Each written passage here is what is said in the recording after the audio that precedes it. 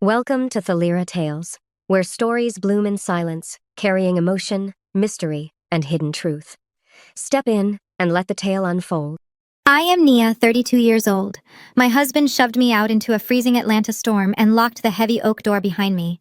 He laughed as my cheap suitcase sank into the mud, absolutely convinced I had nowhere else to go. Soaked, humiliated, and shaking, I stood in the driveway and prepared to make a single phone call. The next morning, everything he valued began to slip away, and he still had no idea who was holding the leash. Before I continue this story, let me know where you are watching from in the comments below. Hit like and subscribe if you have ever endured betrayal from the people who were supposed to protect you. The storm over Atlanta that night was absolutely ferocious. Thunder rattled the tall custom windows of our massive brick estate in the exclusive Buckhead neighborhood. The rain was not just falling, it was attacking. It came down in heavy, blinding sheets that turned the expansive manicured front lawn into a flooded swamp. Inside the grand foyer, the air was perfectly climate-controlled. The crystal chandelier cast a warm and golden glow over the imported marble floors. I stood near the entryway, shivering despite the indoor heat. My heart pounded wildly against my ribs. Marcus, my husband of 5 years, stood blocking the hallway. He wore a meticulously tailored navy suit that cost more than most people earned in a month. His posture was rigid and dominant. His face was twisted into a mask of pure disgust. There was no warmth left in his dark eyes. There was only contempt. We had been arguing for less than 10 minutes, but the hostility had been brewing for years. He stepped toward me. He did not speak at first. He simply reached out and grabbed my shoulders. His grip was tight and bruising. He shoved me backward with a sudden and shocking burst of violence. My bare feet slid across the polished marble. I stumbled wildly, struggling to keep my balance. "Get out!" he shouted. His voice echoed off the high ceilings and bounced down the long, elegant corridors of the mansion. He pushed me again, much harder this time. I fell backward through the open doorway. The freezing storm hit me instantly. I landed hard on the wet concrete of the front porch. The icy water immediately soaked through my thin cotton sweater. The brutal wind stole the breath right out of my lungs. I gasped, looking up at the man I had promised to spend my life with. Marcus stepped out onto the covered portion of the porch. The storm raged all around us, but he stood completely protected by the massive stone columns of the entryway. A bright flash of lightning illuminated his face. He was actually smiling. It was a cold and mocking sneer that twisted his handsome features into something truly ugly. "You bring absolutely nothing to this marriage, Nia," he spat. The cruelty in his voice cut much deeper than the freezing rain. "You do not generate revenue. You do not elevate my brand in this city. You are a dead weight, and I am sick and tired of dragging you behind me." I pushed myself up from the hard concrete. My knees were scraped and aching from the fall. I wrapped my arms around my torso, trying to preserve any remaining body heat. Marcus crossed his arms over his chest. He looked down at me like I was a pest infesting his pristine property. "I am a managing director at a top investment bank," he declared. His ego was massive and suffocating. "My hard work pays for this extreme luxury. My name is on the mortgage of this house. My money buys the expensive food you eat and the clothes you wear. You bring zero economic benefit to my life. You are a glorified maid, and I am officially done carrying you." He turned around and marched back into the warm foyer. For a split second, I thought he was going to walk away and leave the door open. I thought he was just trying to scare me into submission. But he reached into the hallway closet and dragged out my suitcase. It was a cheap canvas bag. It was old and frayed at the edges. I had owned it since my college days, long before Marcus started making a six-figure salary and elevating his social status. He held it by the top handle, dangling it like a piece of trash. He walked back to the threshold. He swung his arm back and hurled the bag violently into the darkness. I watched it fly through the heavy rain. It landed with a sickening splash in a deep puddle of red Georgia clay at the very edge of the driveway. The impact was loud and destructive. The cheap zipper burst completely open. My meager belongings spilled out into the thick brown sludge. My simple dresses, my comfortable sweaters, and my worn-out shoes sank directly into the freezing mud. "Look at that garbage," he laughed. It was a cruel and sharp sound that pierced right through the continuous roar of the thunder. "That is exactly what you are worth, Nia. Absolutely nothing. You came into this marriage with nothing, and you are leaving with nothing. Go find a shelter. Go crawl back to whatever miserable hole you came from. Do not bother begging to come back when you realize you cannot survive without my money. I stood there in the pouring rain. The freezing water plastered my hair to my face. The brutal cold seeped directly into my bones, making my teeth chatter. My body shook violently from the drop in temperature, but I absolutely refused to cry. I looked at the ruined suitcase slowly drowning in the mud. I looked back at Marcus. He was completely dry. He was entirely smug. He truly believed he had all the power. He truly believed he had broken my spirit forever. "This house is mine," he said one final time. His voice was laced with ultimate satisfaction and absolute arrogance. He stepped backward into the warm and brightly lit foyer. He gripped the heavy brass handle of the solid oak door. He flashed me one last mocking smile, looking at me as if I was a pathetic joke. The massive door slammed shut with a deafening thud. The sound reverberated heavily through the storm. I heard the sharp and final click of the heavy deadbolt locking into place. I was locked out in the freezing cold. I was completely alone in the dark. The rain continued to attack the pavement around me. The thunder rolled overhead like a dark warning. Marcus thought he had pushed a helpless and dependent woman out into the terrible storm. He thought he had discarded a useless burden with no consequences. He had absolutely no idea what he had just done. I wiped the freezing rain from my eyes and dragged my aching feet across the wet concrete. I did not walk toward the street. I walked straight toward the massive bay windows of the living room. The sheer silk curtains were drawn back, allowing the warm, golden light from the crystal chandelier to spill out onto the flooded lawn. I could see absolutely everything happening inside. The rain beat down on my shoulders, and the cold seeped deeply into my organs, but the freezing storm outside was nothing compared to the absolute chilling reality playing out inside my own home. Marcus was not alone. My mother Valerie sat comfortably on the expensive velvet sofa like a queen holding court. She held a crystal glass filled with expensive red wine. She was smiling brightly, her teeth perfectly white against her dark skin. My younger sister Chloe stood right next to her, holding the hand of her husband Julian. Julian was a white man who spoke loudly and constantly, promised the world to anyone who would listen. He claimed to be a groundbreaking tech genius. He claimed his new software startup was a billion-dollar project destined to change the entire financial industry. Marcus absolutely adored Julian. My mother Valerie worshipped the ground Julian walked upon. Chloe flaunted Julian around elite Atlanta circles like a prized, exotic trophy. And me, I was just the dirt beneath all of their feet. I cooked, I washed, I endured the contempt. I cooked their elaborate holiday meals while they sat around drinking expensive imported champagne and complaining that the meat was slightly overdone. I cooked the extravagant engagement dinner for Chloe and Julian, making sure every single detail was absolutely perfect for my younger sister. I washed the designer clothes my mother constantly bought for Chloe while ignoring my basic needs. I washed the crystal glasses they left scattered across my home after their lavish networking parties. I endured the contempt from my own blood when they repeatedly called me the plain sister, the boring sister, the sister who entirely lacked vision and ambition. I endured the contempt when Valerie toasted to Chloe finding a man of true vision while pointedly ignoring my existence in the very same room. I cooked, I washed, I endured the contempt. I watched through the rain-streaked glass as Marcus poured another round of champagne for everyone. He was not just kicking me out into a terrible storm. He was actively moving them in to replace me. This had been entirely orchestrated. They had packed their bags and driven over here waiting for the exact moment Marcus threw me out like garbage. Marcus clapped Julian on the back with exaggerated brotherhood. He raised his glass and made an announcement. I could not hear the words through the thick, insulated glass, but I could read his lips, and I could see his expansive gestures. He pointed up the grand, sweeping staircase. He pointed directly toward the east wing of the mansion. He was giving them the master bedroom. He was literally handing over the most intimate space of my marriage to my spoiled sister and her fraudulent husband. Marcus wanted proximity to Julian. He desperately wanted to be the investment banker who funded the next massive tech unicorn and brought it to market. Julian knew exactly how to play him, feeding his massive ego with empty promises of stock options and board seats. Marcus was willing to sacrifice his own wife just to keep this fake tech genius under his roof and under his influence.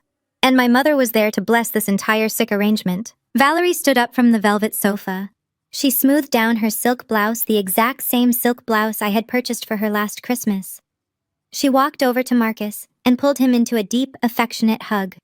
She looked at him with the kind of overwhelming pride and adoration she had never once shown me in my entire 32 years of life. She patted his cheek like he was her own son. She was thanking him for taking in her golden child. She was congratulating him for finally cutting the dead weight. My heart hammered against my ribs, but it was not from the freezing cold. It was from a rage so pure and so absolute that it burned away every single trace of the submissive daughter I used to be. Valerie had always made her favoritism abundantly clear, but tonight was the ultimate betrayal. Chloe had always received the ballet lessons, the new cars, and the endless grace. I had received the chores, the harsh expectations, and the constant reminders that I was lucky a successful man like Marcus even looked twice at a plain girl like me. Valerie weaponized Marcus against me, and now she was weaponizing Julian against me too. Julian stepped forward and wrapped his arm around Chloe, planting a kiss on her cheek. Chloe giggled and leaned into him, looking around the massive living room with greedy, calculating eyes. She was already mentally redecorating my home. She was already claiming my space. She pointed at my favorite reading chair and made a dismissive gesture indicating to Julian that it needed to be thrown in the trash. Marcus nodded in agreement, eager to please them. They were openly celebrating my exile. They genuinely thought they had finally discarded the useless weight holding them back. They thought they had finally won the game. Valerie turned away from Marcus and walked slowly toward the massive bay window. The golden light from the chandelier illuminated her sharp features. She looked out into the darkness of the front yard. A bright flash of lightning tore across the sky, suddenly illuminating the entire property in stark white light. She saw me. We made direct eye contact through the thick glass and the pouring rain. I was standing less than 20 feet away, shivering uncontrollably, drenched to the bone, my clothes plastered to my skin. I looked at the woman who had given birth to me. I looked at the woman I had cared for when she was sick. The woman I had financially supported before Marcus and I even got married. She did not flinch. She did not gasp in horror. She did not drop her expensive crystal glass. She did not rush to the front door to save her own daughter from the freezing storm. Valerie simply stood there, safe and warm inside the mansion my hard work had helped secure. She looked right at my shivering frame, and then she smiled. It was a slow, satisfied, and deeply cruel smile. It was the smile of a woman who had finally gotten exactly what she wanted. She raised her wineglass slightly in my direction, a silent, mocking toast to my absolute destruction. Then she deliberately turned her back on me and walked back to join the warmth and laughter of the people she actually valued. I cooked, I washed, I endured the contempt, and this was my reward. I turned away from the glowing window. I did not look back at the mansion again. I left the cheap canvas suitcase sitting completely ruined in the mud. I did not need those old clothes anymore. I did not need that pathetic, submissive life anymore.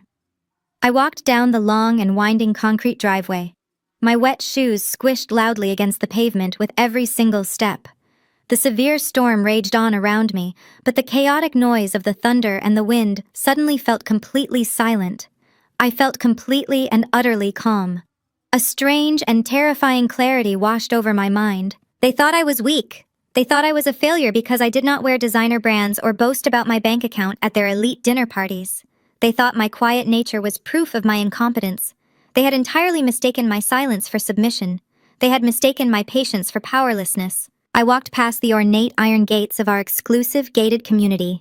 I stepped into the deep shadows of the tree-lined street outside the neighborhood.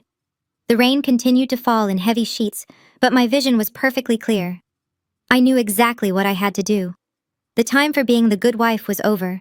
The time for being the obedient daughter was dead and gone.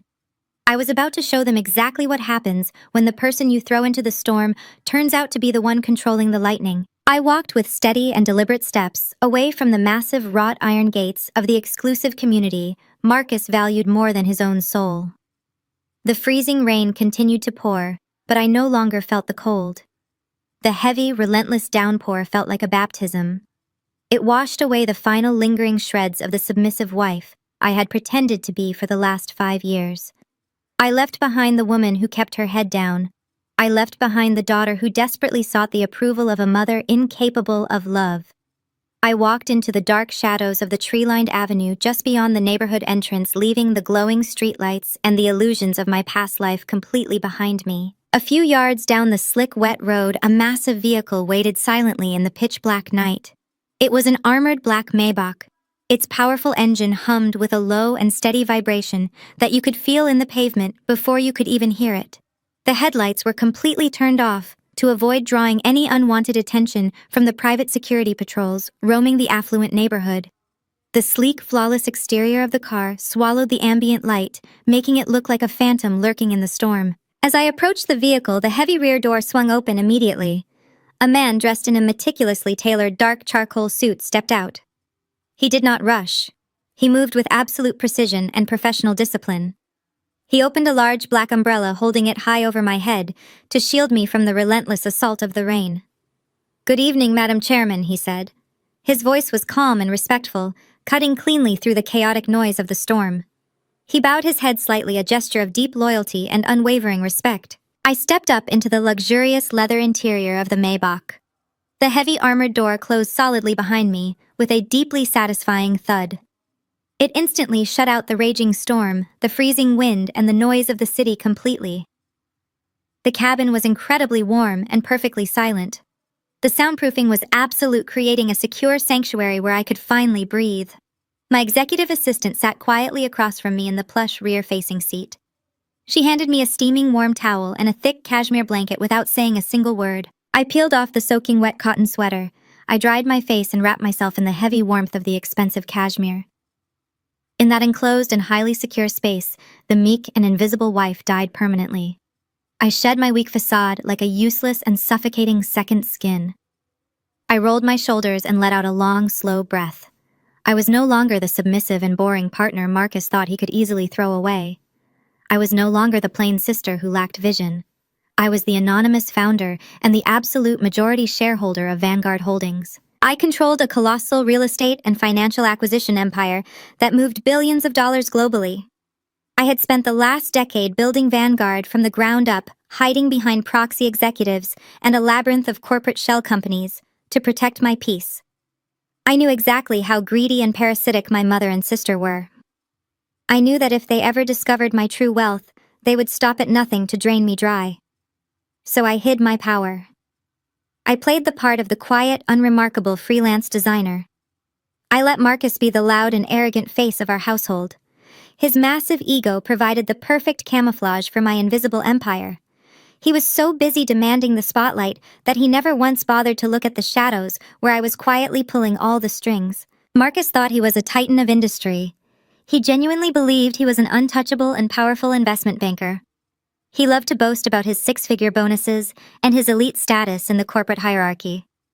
What Marcus did not know was that Vanguard Holdings had quietly executed a hostile takeover of the very investment bank that signed his massive paychecks. I sat on the invisible board that dictated his daily professional existence. Marcus thought he owned that massive brick mansion. He threw me out into the rain, boasting that his name was on the mortgage and his hard work paid for the luxury. He did not know that Vanguard Holdings held the deed to that entire exclusive subdivision. The commercial real estate branch of my empire had acquired the development debt 2 years ago. I literally owned the ground he was standing on. And Julian thought he was easily securing a massive $50 million venture capital loan through Marcus to fund his stolen tech startup. He strutted around my house acting like a brilliant pioneer. He did not know that the venture capital firm reviewing his fraudulent application was a direct subsidiary of Vanguard. I was the exact person who personally reviewed and had the sole power to approve or instantly revoke his entire funding. They thought they had pushed a helpless and dependent woman out into the terrible storm. They had absolutely no idea they had just awakened a hurricane that was about to level their entire existence. I reached into my leather bag resting on the seat beside me. I pulled out my highly encrypted satellite phone. The screen illuminated my face in the dark cabin. I dialed a highly secure private number. My chief financial officer answered on the very first ring. "Execute Protocol 0, I said. My voice was incredibly steady and cold. The raw emotion from the driveway was entirely gone, replaced by pure and calculated authority. "Yes, Madam Chairman," the voice on the other end replied without a single second of hesitation. "Awaiting your specific parameters. Freeze all personal and commercial credit lines associated with Marcus Vance," what it commanded. "Initiate the immediate recall of the mortgage on his primary residence, citing the breach of contract clause we buried in the acquisition paperwork. Block the massive capital disbursement scheduled for Julian and his tech startup. Flag his entire portfolio for immediate internal fraud review. I want every single financial artery connected to that house severed before sunrise. Do it right now." "It is already in motion, Madam Chairman. Consider their accounts locked." The phone call lasted exactly 10 seconds. I ended the call and tossed the phone onto the empty seat. I leaned my head back against the plush leather headrest and closed my eyes. The engine of the Maybach purred silently as the driver navigated away from the neighborhood. Tomorrow morning, Marcus would wake up in the master bedroom with his stolen pride and his bloated ego. He would try to buy his morning coffee and his card would be declined. He would try to access his executive corporate accounts and find himself locked out of the entire banking system. He would march into his prestigious office demanding answers only to be met by a heavily armed corporate security team ready to escort him out of the building.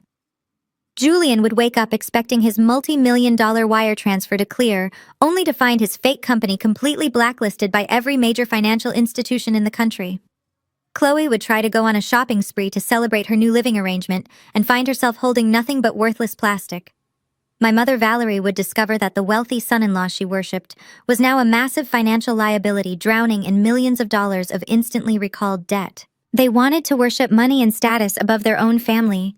They wanted to humiliate me and cast me aside because they thought I had zero value. Now they were going to learn the true cost of their arrogance. I opened my eyes and looked out the tinted window at the stormy Atlanta night. The rain was still coming down in heavy, unrelenting sheets, but I was perfectly dry. Drive, I told my chauffeur. The armored Maybach glided smoothly into the darkness, leaving the neighborhood and my old life behind forever. Tomorrow morning the sun would eventually rise on Atlanta, but for Marcus, Chloe, Julian, and Valerie, the real and terrifying storm was just beginning. The morning sun broke through the heavy storm clouds over Atlanta, casting a brilliant and deceptive light across the sprawling estate.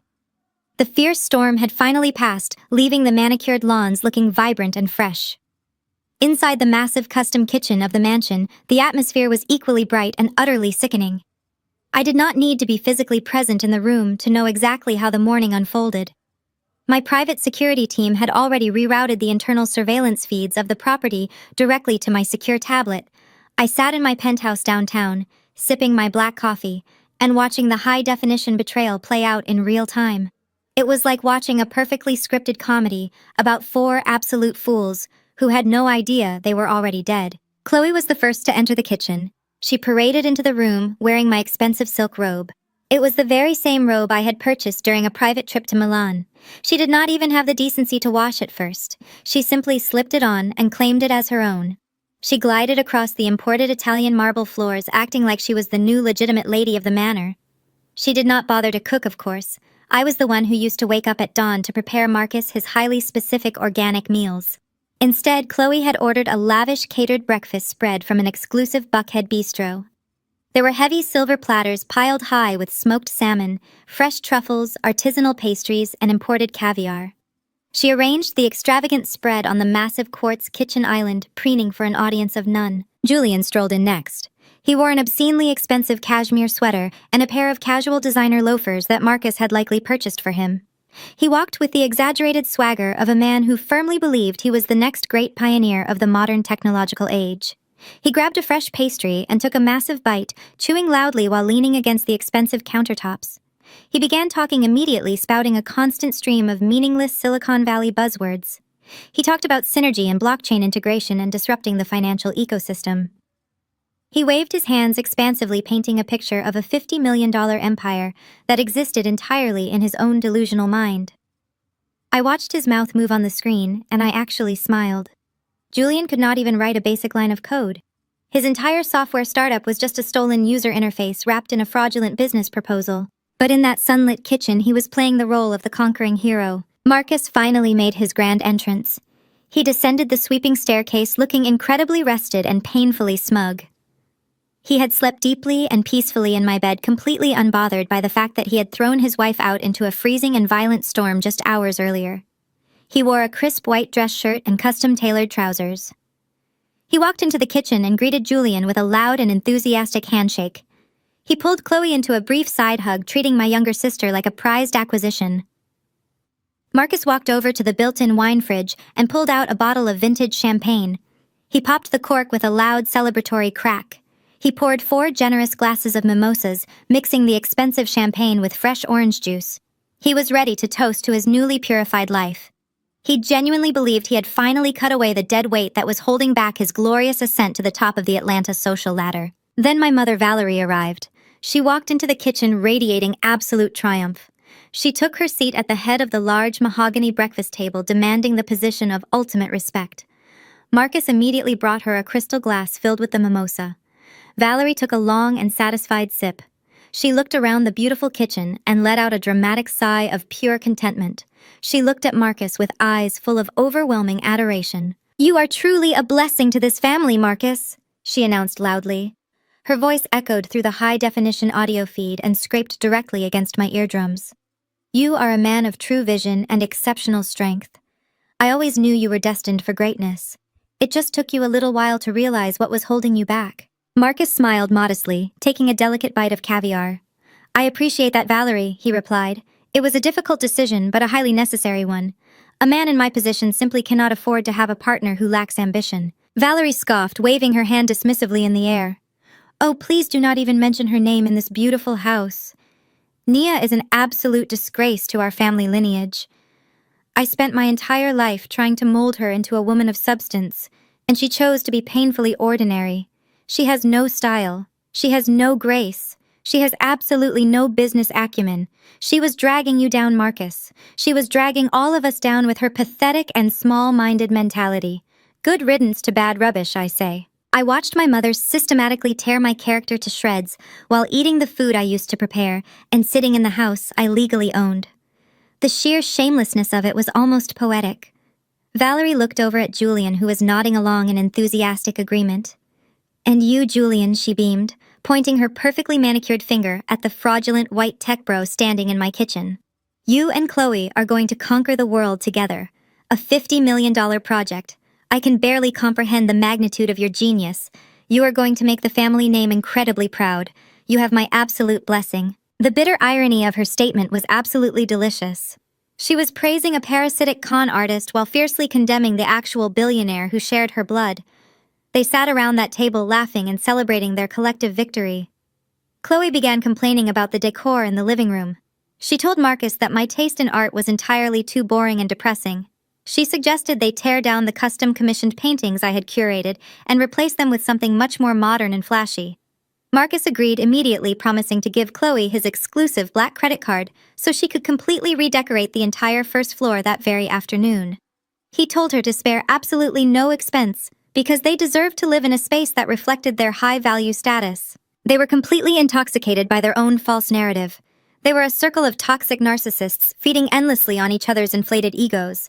They had absolutely no idea they were sitting on a massive financial landmine that had already been triggered.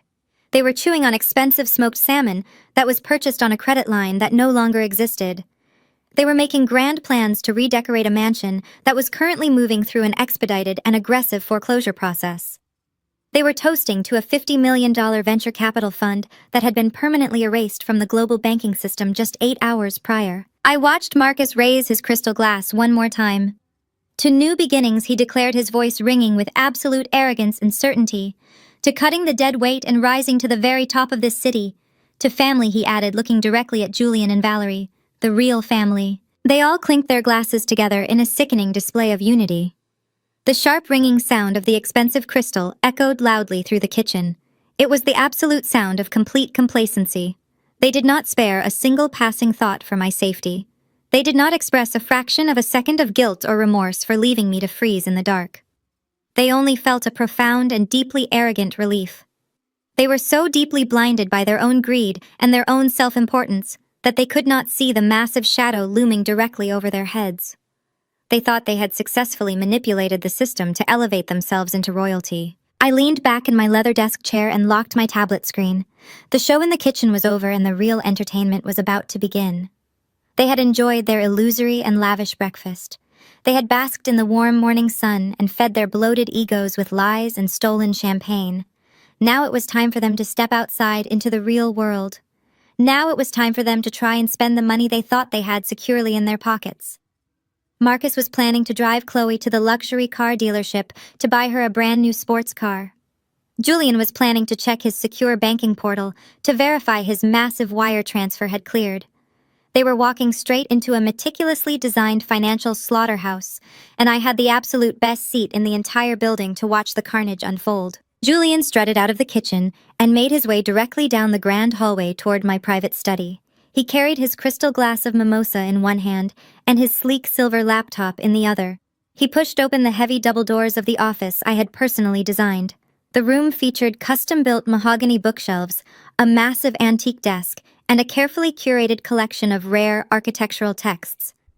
Julian did not appreciate any of it. He walked in and immediately claimed the space as his own personal command center.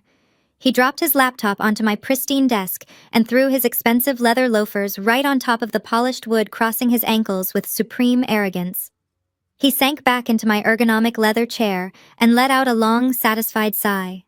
He looked around the room with the entitlement of a man who believed the entire world owed him total luxury simply for existing. Marcus followed him into the study a few moments later, completely oblivious to the blatant disrespect Julian was showing to my property.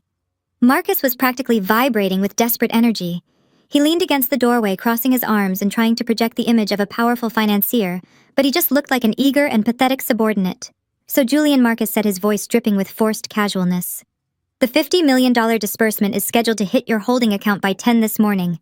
Our underwriting team pushed it through the final compliance checks late last night, just as I promised. You should see the wire transfer clear any minute now. Julian took a slow, arrogant sip of his mimosa. He did not even bother to look up at Marcus immediately. He kept his eyes locked on his laptop screen, typing a few keys with exaggerated importance. "Excellent, Marcus," he replied, his tone dripping with utter condescension. "I knew I could count on you to handle the tedious bureaucratic details. Once that 50 million clears, we are going to revolutionize the global financial ecosystem. I have international investors lined up waiting to see our proof of concept. But I wanted to give you the ground floor opportunity. I wanted my family to get the first bite of the apple. You are going to be a very rich and very legendary man, Marcus." Marcus practically beamed at the empty compliment, his chest puffed out with absolute pride. He thanked Julian profusely and backed out of the room, closing the heavy doors to let the genius work in peace. I watched this entire sickening exchange on my security feed, and I felt a wave of pure revulsion wash over me. Marcus was a seasoned investment banker who ruthlessly tore apart corporate portfolios every single day, but his desperate greed had completely blinded him to the most obvious and pathetic con artist standing right in his living room. Julian was not a tech genius. He was an absolute fraud. He was an empty shell of a man wrapped in expensive cashmere and unearned confidence. I knew this for an absolute fact because 3 months ago, when Chloe first introduced him to the family, I ran a comprehensive background check through Vanguard Holdings' intelligence division. What I found was beyond embarrassing. Julian had never written a single line of viable code in his entire life. His glorious billion-dollar tech startup was nothing more than a digital mirage. It was a stolen open-source user interface slapped onto a non-existent back-end database. He had paid a cheap freelance developer overseas exactly $2,000 to build a wireframe that looked pretty on a presentation screen. There was no proprietary algorithm. There was no revolutionary blockchain integration. There was absolutely nothing but stolen ideas and empty Silicon Valley buzzwords. Yet Julian marched into my family and played them all for absolute fools. He manipulated their deep-seated insecurities and their desperate thirst for elite status. He recognized that Marcus had a massive chip on his shoulder. Marcus desperately wanted to be seen as a visionary creator, rather than just a wealthy bank employee processing other people's money. Julian exploited that exact weakness. He dangled a phantom seat on his non-existent board of directors. He offered Marcus the illusion of creating a historic tech unicorn. In exchange, Julian demanded a $50 million seed loan with zero collateral. He convinced Marcus to bypass the strict risk assessment protocols of the bank. Marcus put his entire professional reputation, his banking license, and his personal liability on the line to force that massive loan through the system. Marcus committed severe financial fraud just to win the approval of a white con artist who secretly despised him. I sat in my penthouse watching Julian alone in my study. As soon as Marcus left the room, Julian's fake professional demeanor vanished completely. He pulled out his phone and dialed a number. He leaned back in my chair, putting his feet up higher on my desk. He was calling one of his equally parasitic friends. "You would not believe this setup, man." Julian laughed loudly into the phone. The audio feed captured his obnoxious voice perfectly. "I am sitting in a $10 million mansion right now. The brother-in-law actually did it. He pushed the $50 million through his bank. I did not even have to provide a working prototype. These people are so desperate for validation, they just handed me the keys to the vault. The voice on the other end of the phone muttered something, and Julian laughed even harder. "Oh, totally," he replied. "The wife Chloe is clueless. She just likes having a tech founder on her arm to show off at her little country club luncheons. She packed all my bags last night while I watched television. The whole family is a complete joke. The banker husband threw his own wife out into a thunderstorm just so I could have the master bedroom. I did not even have to ask. They are practically begging me to take their money. Once that wire clears, I am transferring $30 million to the offshore accounts, and we are taking the private jet to Monaco by the end of the week. Let the banker deal with the fallout. It is his signature on the approval forms anyway." I listened to his vile confession and felt my blood run completely ice cold. He was not just stealing money. He was openly mocking the very people who were sacrificing everything to worship him. He felt entirely superior to Marcus and Valerie and Chloe. He viewed them as gullible stepping stones provided by the universe for his personal enrichment. He operated with the terrifying audacity of a mediocre white man who had never faced a single consequence in his entire privileged life. He truly believed he was untouchable. He believed he was the smartest person in the room simply because he had managed to swindle a desperate and greedy family. But Julian had made one fatal and catastrophic miscalculation. He thought Marcus was the final authority holding the purse strings. He thought his $50 million heist was safely secured behind the walls of a major corporate bank. He had no idea that the corporate bank was merely a subsidiary of a much larger and much more ruthless financial predator. He had no idea that the silent, invisible woman he had mocked and displaced was the apex predator waiting in the deep water. Julian ended his phone call and tossed the device onto my desk. He rubbed his hands together with greedy anticipation. He opened a new tab on his silver laptop and navigated to the highly secure corporate banking portal. He typed in his credentials with rapid, excited keystrokes. He was logging in to verify that his new holding account reflected the $50 million balance. He was checking the trap he thought he had successfully sprung. He leaned closer to the screen, a greedy and arrogant smile stretching across his face. He watched the loading icon spin in the center of the display. He was waiting for the digital validation of his grand deception. He was waiting for the numbers that would fund his escape to Monaco and leave my family in absolute ruin. He stared at the screen, completely unaware that the loading icon was not processing a deposit. It was processing his permanent financial execution. While Julian stared at his frozen computer screen, waiting for a digital validation that would never arrive, Marcus was busy preparing for his own magnificent and highly public performance. He drove Chloe to the most exclusive, exotic car dealership in the heart of Buckhead. It was a pristine glass showroom filled with limited edition European sports cars. The building practically hummed with the scent of expensive leather and polished metal. Chloe walked through the automatic sliding doors, acting exactly like a member of a royal family. She wore her oversized designer sunglasses indoors and pointed her manicured fingers at vehicles that cost more than most people would earn in a decade. Marcus walked right behind her with his chest puffed out and his head held high. He was absolutely reveling in his role as the wealthy and powerful provider. He completely ignored the fact that he was buying a luxury vehicle for his sister-in-law just hours after throwing his actual wife into a freezing storm. He only cared about the attention and the fawning respect of the dealership staff. The general manager of the dealership recognized Marcus immediately. Marcus was a known investment banker who had leased several cars from them in the past. The manager rushed over, offering them imported sparkling water and bowing his head with practiced subservience. Chloe did not even bother to look at the price tags. She walked directly toward a stunning cherry-red convertible sitting on a raised, rotating platform in the absolute center of the showroom floor. It was a viciously expensive machine, with a custom white leather interior and a massive 12-cylinder engine designed entirely for showing off. "I want this one," she announced loudly, making sure the other wealthy patrons in the showroom heard her perfectly clear voice.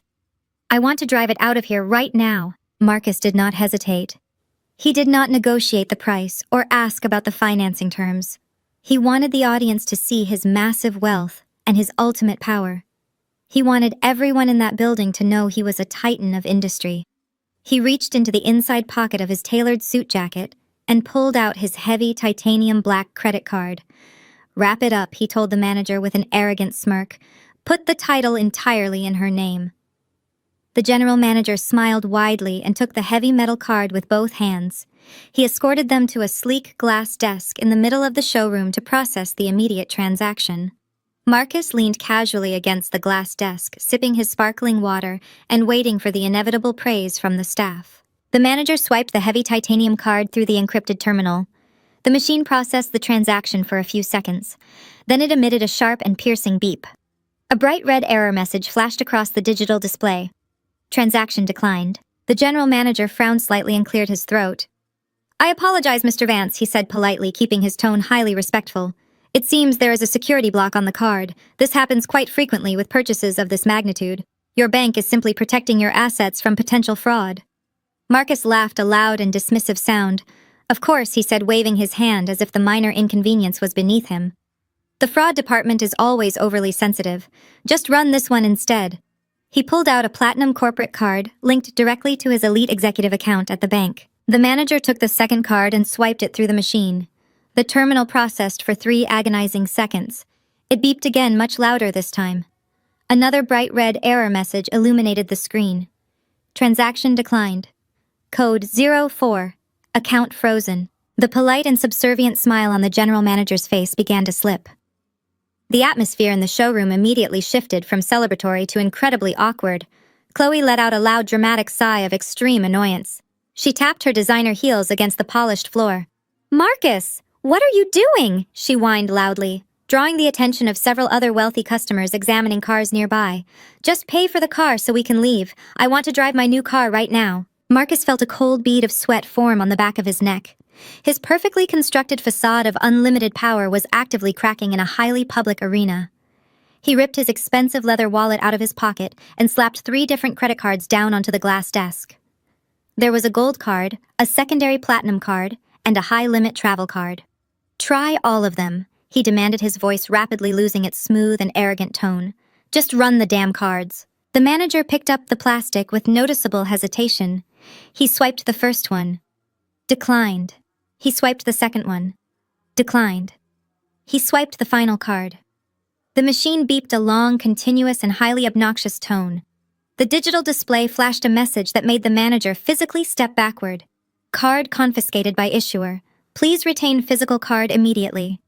The manager looked down at the plastic in his hand and then looked up at Marcus. The fawning subservience was completely gone from his eyes.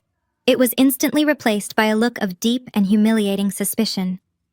He placed a protective hand over the confiscated card and slid the others back across the desk. "I am incredibly sorry, sir," the manager said, his voice turning distinctly cold and highly professional.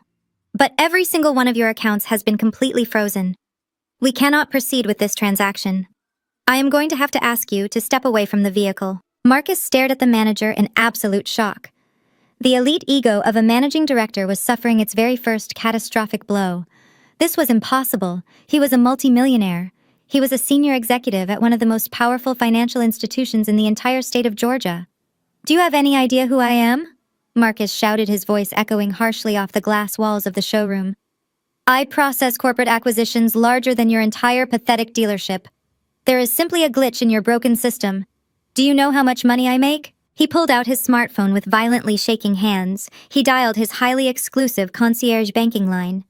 This was a dedicated phone number reserved solely for ultra-high net worth clients. It was contractually guaranteed to be answered within 2 rings by a dedicated personal wealth manager. Marcus held the phone to his ear and waited for the familiar voice of his subservient banker to fix this humiliating mistake. The line rang once. It rang twice. It rang a third time. Marcus felt his heart drop like a heavy stone directly into his stomach. The dedicated concierge line never rang more than twice. It rang for a 4th time before abruptly switching to an automated dead tone. The call completely disconnected.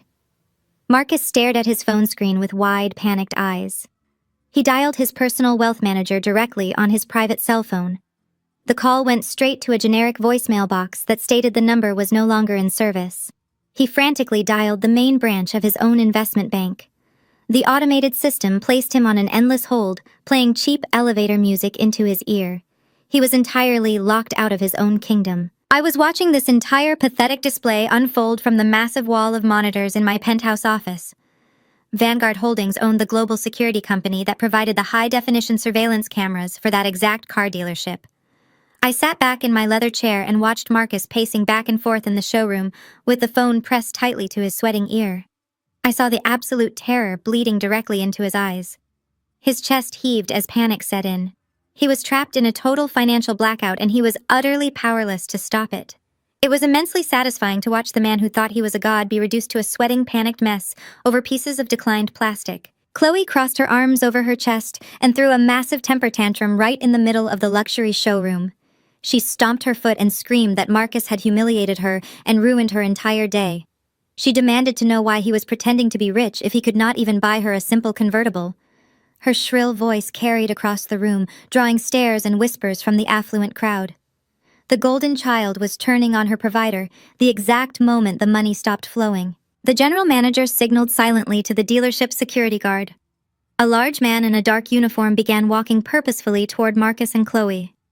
"Sir, I must ask you to lower your voice and exit the premises immediately," the manager ordered firmly. "You are disturbing our actual paying customers.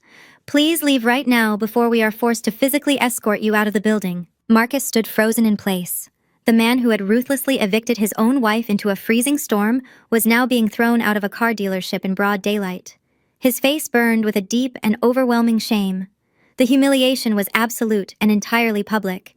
He grabbed Chloe by the arm and dragged her screaming and protesting toward the exit. He pushed through the automatic sliding doors and stepped out into the harsh morning sun. He had absolutely no new sports car. He had absolutely no working credit cards. He had absolutely no idea that his precious banking career had just been permanently terminated by the very woman he discarded. He was entirely broke, and the invisible walls of his stolen life were rapidly closing in around him. High above the sweltering streets of Atlanta, the air was perfectly still and absolutely silent.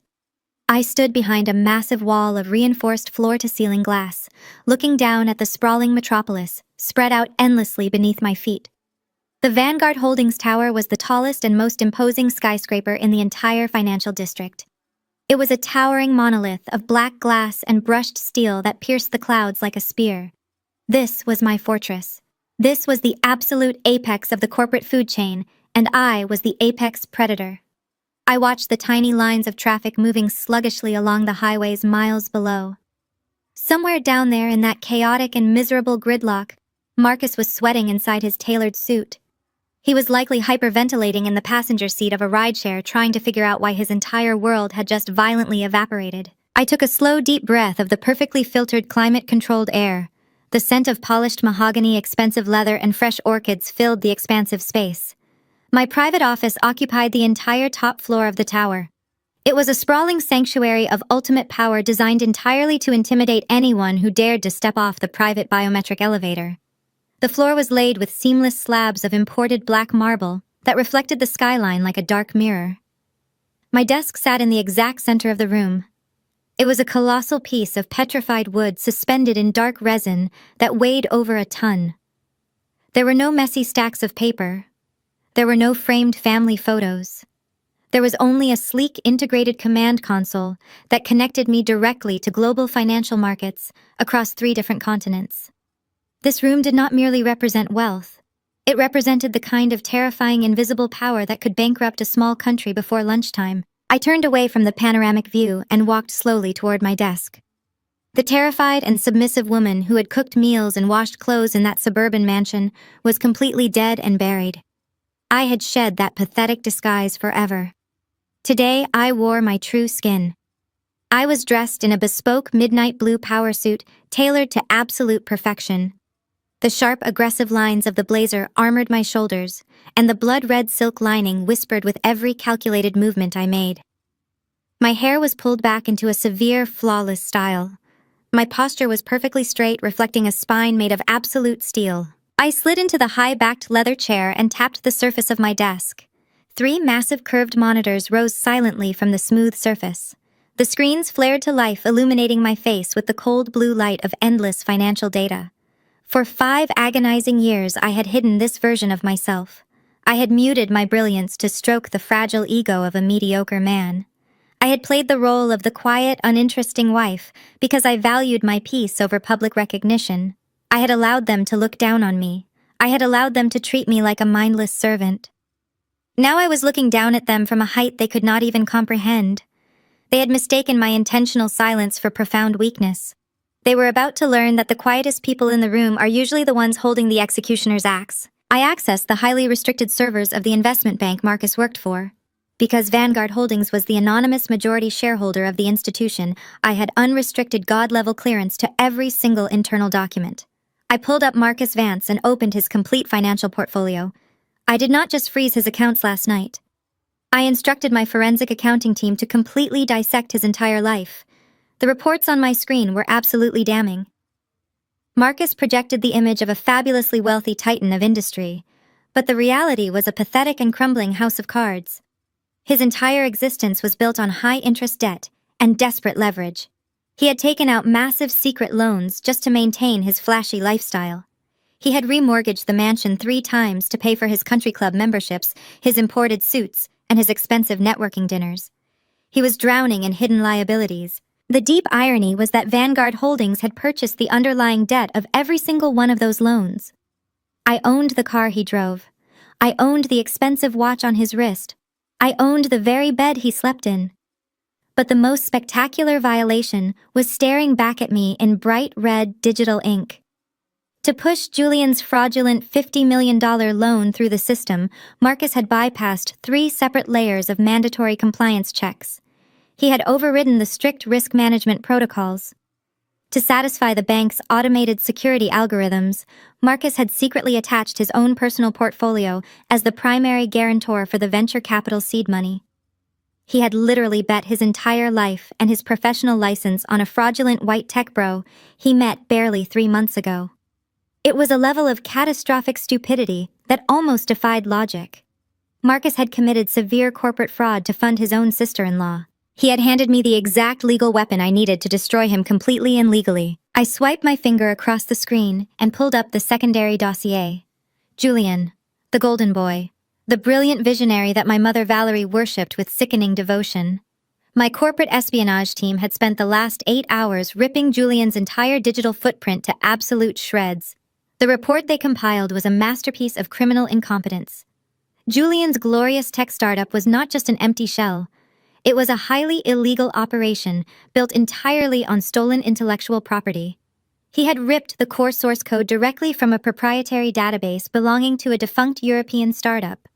He had copied the algorithms line by line without even bothering to change the developer notes in the margins. He had then set up a network of illegal offshore shell companies in the Cayman Islands, designed specifically to funnel investor money out of the country the exact second it hit his account. He was planning a massive hit-and-run wire fraud operation. He was going to take the $50 million Marcus secured for him and vanish into thin air, leaving my husband to take the absolute fall for the missing funds. Julian thought he was pulling off the heist of the century. He thought he was playing a wealthy black family for absolute fools. He had no idea that every single keystroke he made on my home network had been tracked, logged, and verified by my security team. I had all the proof. I had the server logs, the offshore account numbers, and the stolen source code repositories. I had enough hard, undeniable evidence to put Julian in a federal penitentiary for the next 20 years. I leaned forward, resting my elbows on the cool, smooth surface of my desk. I stared at the cascading lines of data exposing their absolute ruin. They had evicted me into a freezing storm to make room for a pathetic criminal and a desperate fraud. They had openly celebrated my destruction while drinking champagne bought on my secret credit. They wanted to be ruthless. They wanted to play a high-stakes game of power and domination. I smiled in the quiet solitude of my impenetrable fortress. It was a cold, calculating smile that promised absolute devastation. I tapped a button on my console connecting me directly to the head of my elite legal division.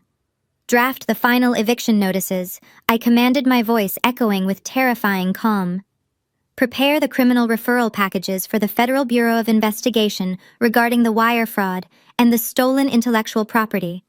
I want the total liquidation of Marcus Vance's personal and professional assets initiated by close of business today. Do not leave them a single penny. Do not leave them a single avenue of escape. I want them stripped bare. The machine of destruction was fully operational. The trap was perfectly set, and the heavy steel doors were locked from the outside. They were coming to my tower tomorrow, and they were going to burn. I did not want a swift execution. A quick death was far too merciful for the people who had locked me outside in a freezing storm and celebrated my demise. I wanted a slow and methodical strangulation. I wanted them to feel the financial oxygen leaving their lungs one agonizing breath at a time. I sat in my leather chair surrounded by the glowing screens of my command center and tapped the secure communication line to my chief legal counsel. "Send the physical notices," I commanded, my voice echoing with terrifying calm. "I want the aggressive foreclosure documents delivered to the front door of the estate immediately. Ensure the process servers are highly visible and do not break eye contact. Then cut the data cord on the venture capital platform. Alert the secondary syndicate funds. Watch the dominoes fall." 10 miles away in the affluent bubble of Buckhead, the morning was unfolding into a spectacular nightmare. My security feed showed my mother Valerie and my sister Chloe lounging in the grand living room. They were still wearing their expensive silk pajamas, drinking imported espresso, and browsing luxury catalogs on their high-definition tablets. They were entirely oblivious to the crosshairs locked directly on their foreheads. They were actively laughing about what color to paint my former bedroom, discussing whether they should tear down the walls to make a massive walk-in closet. The heavy brass knocker on the massive front door echoed loudly through the mansion. Chloe, annoyed by the sudden interruption, sent the housekeeper to answer it. Instead of a friendly delivery driver, two heavily armed corporate process servers stepped directly into the grand foyer. They wore sharp black suits and carried themselves with absolute uncompromising authority. They did not carry small, discreet envelopes. They carried thick legal binders stamped with urgent red foreclosure warnings. Valerie stood up from the velvet sofa, demanding to know the meaning of this blatant intrusion. She puffed out her chest, attempting to leverage her fake upper-class status, barking orders at the men to leave her property immediately. The lead process server did not even blink. He completely ignored her manufactured outrage and handed her the heavy binder. "Notice of immediate default and aggressive asset seizure," he announced. His voice was incredibly loud, echoing in the very hallway where Marcus had thrown my suitcase into the mud. "The primary mortgage holder, Vanguard Holdings, has recalled the entire debt due to fraudulent applicant activity and extreme breach of contract. You have exactly 48 hours to completely vacate the premises before law enforcement physically removes all occupants and seizes all high-value assets within the property walls." Valerie dropped her espresso cup. The delicate porcelain shattered instantly against the imported marble floor, sending dark liquid splashing across her expensive slippers. Chloe snatched the documents from the process server with trembling hands. Her eyes frantically scanned the dense legal jargon, her limited comprehension struggling to grasp the absolute finality of the printed words. She tried to yell at the men, telling them her husband was a billionaire tech founder, and this was a massive mistake. The process servers simply turned around and walked out, leaving the front door wide open. The house was not just in default, it was actively being repossessed, with zero opportunity for renegotiation. The sanctuary they had violently stolen from me was actively dissolving beneath their feet. Chloe frantically dialed Marcus, but her call went straight to a disconnected tone. The panic began to set in deeply. It was a cold and creeping dread that paralyzed them both in the center of the grand foyer. They were staring at the absolute end of their lavish existence. At the exact same moment across the city, Julian was standing in his rented high-rise startup office in the prestigious Midtown Tech District. It was a massive open-concept space with exposed brick walls, expensive ping-pong tables, custom neon signs, and absolutely zero actual employees. He had signed a massive 5-year commercial lease using the phantom $50 million loan as aggressive leverage. He stood in front of a massive digital dashboard that tracked his investor commitments in real time. He was holding a crystal glass of expensive scotch, celebrating his ultimate deception. He watched the screen, waiting for the final confirmation of his wire transfer. He was already planning which offshore account would receive the first 10 million and which luxury yacht he would charter in Monaco. Instead, the digital dashboard violently refreshed. The primary $50 million anchor investment flashed a bright, aggressive red. The status changed from processing to permanently revoked. Julian choked on his scotch, coughing loudly and dropping his heavy crystal glass onto the polished concrete floor. He slammed his hands onto his mechanical keyboard, frantically refreshing the browser over and over again. He thought it was a simple network error. He thought the bank was just verifying a standard security protocol. He muttered curses under his breath, convinced he could easily fix the glitch. But the bright red revoked status remained burned into the screen, mocking his utter incompetence. Then the secondary disaster struck with lethal precision. Julian had leveraged the promise of Marcus's $50 million bank loan to secure an additional $20 million from independent angel investors and smaller syndicate funds. Vanguard Holdings controlled the back-end data syndication for those specific investment portfolios. I gave the command to release a targeted financial bulletin to every single one of Julian's secondary investors. The bulletin contained a highly redacted but perfectly clear forensic analysis, exposing his company as a hollow, empty shell built entirely on stolen source code and illegal wire fraud schemes. The reaction from this market was instantaneous and brutally violent. The digital dashboard in Julian's office began flashing wildly like a catastrophic emergency siren. One by one, the secondary investor commitments vanished. A $2 million pledge from a prominent venture capitalist turned red and disappeared. A $5 million syndicate fund withdrew their capital instantly, triggering an automated breach of contract penalty. The numbers plummeted in real time. 50 million dropped to zero. 20 million dropped to negative balances. 10 million dropped to zero.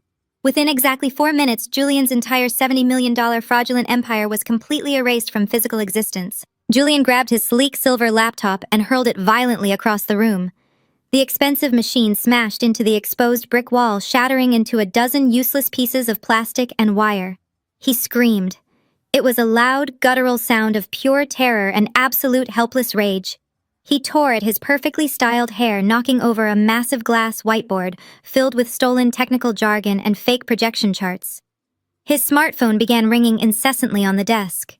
It was his desperate commercial landlord demanding the 6-figure security deposit. It was his panicked offshore fixers warning him that their secure accounts were suddenly being aggressively audited by federal banking regulators. Every single notification that popped up on his screen was another nail in his coffin. The invisible walls were rapidly closing in, crushing him from all sides. Julian kicked a glass coffee table, shattering it completely into sharp, jagged shards. He fell to his knees in the middle of the massive, empty office surrounded by broken glass and the absolute wreckage of his criminal ambition. He frantically picked up his phone and dialed Marcus, but just like Chloe, he was met with a dead, disconnected line. The powerful investment banker he had manipulated was currently fighting for his own professional survival. Julian was totally exposed. He was a fraud, a thief, and a failure completely stripped of his unearned confidence. He curled his hands into fists and pounded the concrete floor, screaming until his voice went completely hoarse and his throat burned. I watched Julian sobbing on the floor through the covert security cameras I had secretly installed in his rented office space months ago. I watched Valerie and Chloe hyperventilating in the grand foyer of my mansion through the home security feeds. The synchronized financial siege was executing with absolutely flawless precision. I was systematically dismantling their stolen reality piece by agonizing peace. They were choking on the severe consequences of their own boundless greed. They had absolutely no money left to spend. They had absolutely no shelter left to claim. They had absolutely no power left to wield. The invisible noose I had placed around their collective necks was pulling tighter with every passing second, completely cutting off their financial air supply. The slow, deliberate choke was far more devastating than any swift execution could ever be. I sat in my quiet, impenetrable tower, looking at the glowing monitors that displayed their utter ruin. I sipped my black coffee and watched them suffocate in the very traps they had so eagerly built for themselves. My personal cell phone vibrated violently against the smooth surface of my petrified wood desk. It was not the highly encrypted corporate satellite phone I used to command my financial empire. It was the old, cheap device I had kept active for exactly one reason. I wanted to know exactly how long it would take for their towering arrogance to crack under the crushing weight of absolute poverty. I glanced at the glowing screen. The caller ID displayed my mother's name. Valerie was calling me less than 24 hours after she smiled and happily watched Marcus throw my luggage into a freezing mud puddle. I tapped the green accept button and placed the phone on speaker mode. I set it down gently next to my keyboard. I did not say a single word. I did not offer a greeting. I simply let the line open and allowed her desperation to fill my perfectly silent office. "Nia, thank goodness you answered," Valerie said. Her voice was breathy and fast. She was attempting to sound sweet and maternal, but the raw panic bleeding through her vocal cords was unmistakable. She was panting slightly as she paced back and forth across the marble foyer of the mansion I was actively foreclosing on. "We have had a slight misunderstanding this morning. Marcus is experiencing a temporary banking issue. A minor clerical error, really. The bank froze his accounts by mistake, and it is causing a ridiculous delay. I sat back in my leather chair and watched her on the high-definition security feed. She was clutching her phone with white knuckles. She was trying to maintain the illusion of control while holding a massive foreclosure document in her other hand. "I need you to wire your emergency savings to my account immediately," Valerie demanded. Her tone shifted rapidly from fake sweetness to harsh expectation. "I know you have a few $1,000s tucked away from those little freelance design projects you do. Send every single penny right now so Marcus can clear up this annoying red tape. Chloe is very upset. Julian needs his startup funds released today, and Marcus needs liquid cash to hire a lawyer to fix this bank error." I continued to stare at the phone. I did not utter a single syllable. I let the absolute silence stretch across the cellular connection. It was a heavy and suffocating silence that offered absolutely zero comfort and zero compliance. "Are you listening to me?" Valerie shouted. Her voice cracked, losing all of its manufactured upper-class elegance. "You owe this family Nia. Marcus put a roof over your head for 5 years. He fed you. He clothed you. It is your absolute duty as a wife and a daughter to hand over your money when we need it. Stop being a stubborn and selfish child. Send the money right now, or I swear I will never forgive you for abandoning us." She was threatening to withhold her love, as if her love had ever been anything other than a toxic weapon.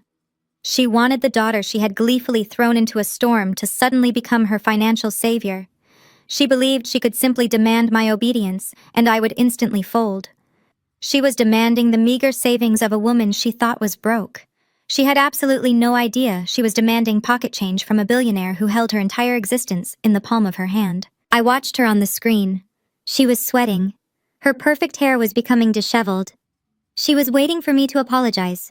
She was waiting for me to beg for her approval. I reached forward and pressed the red button on the screen. I disconnected the call. I offered no explanation. I offered no anger. I offered nothing but the sharp and final click of a dead line.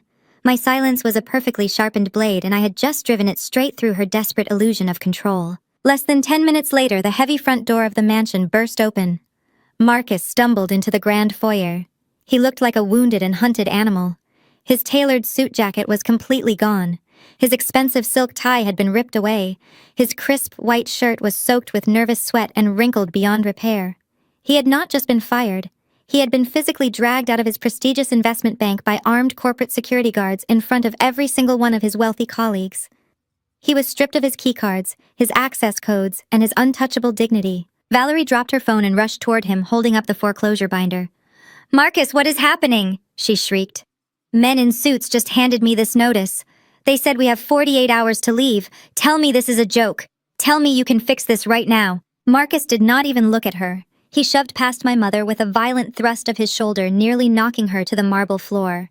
"Shut up, Valerie," he roared. His voice was raw and ragged. "Just shut your mouth. I have lost everything. The bank is seizing my portfolio. They are auditing my entire career. I am completely ruined." Before Valerie could recover from the physical shove, the front door burst open again. Julian charged into the foyer. The fake tech genius looked absolutely unhinged. There was fine glass dust covering his expensive cashmere sweater from where he had smashed his office furniture. His face was bright red and his eyes were wild with pure cornered panic. "You incompetent fool!" Julian screamed, lunging directly at Marcus. "You promised me the money was secure. You told me the 50 million was guaranteed. You just destroyed my company. My investors pulled out. The feds are looking into my offshore accounts. You ruined my entire life." Marcus spun around and grabbed Julian by the collar of his expensive sweater. The polished investment banker and the arrogant tech founder clashed violently in the center of the foyer. "You ruined my life, you parasitic fraud," Marcus bellowed, spitting the words directly into Julian's face.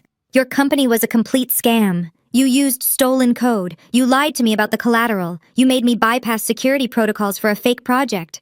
I am facing federal prison because of your lies." They were two desperate con artists, realizing simultaneously that they had completely conned each other.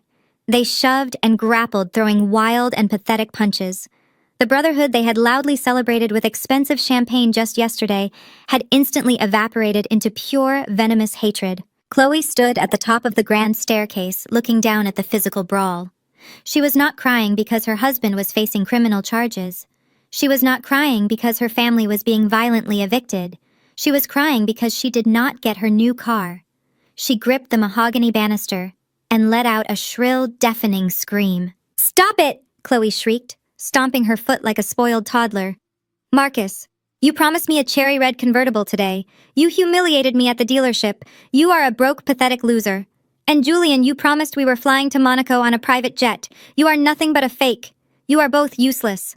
I cannot live in a house with no money." The golden child was finally showing her true colors. She only loved the providers when the providers had cash to burn. The exact second the money stopped flowing, her loyalty vanished entirely.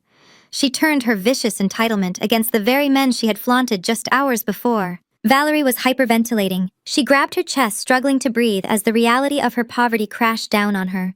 She tried to assert control over the absolute chaos. "Stop fighting," she gasped. "Nia hung up on me." The useless girl refused to send her savings. "We have nothing left. We have to work together." Her plea was entirely ignored. The perfect family completely fractured, tearing into each other like starving wolves locked in a cage.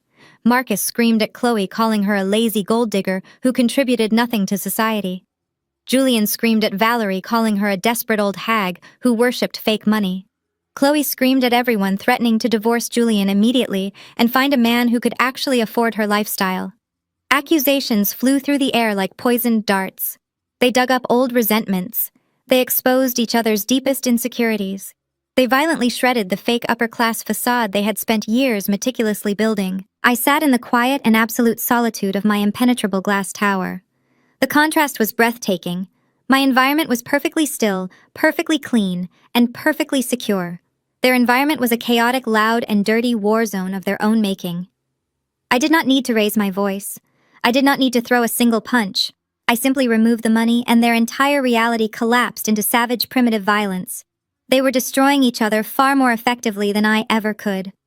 I took a slow sip of my black coffee and watched the monitors. The financial siege was working flawlessly.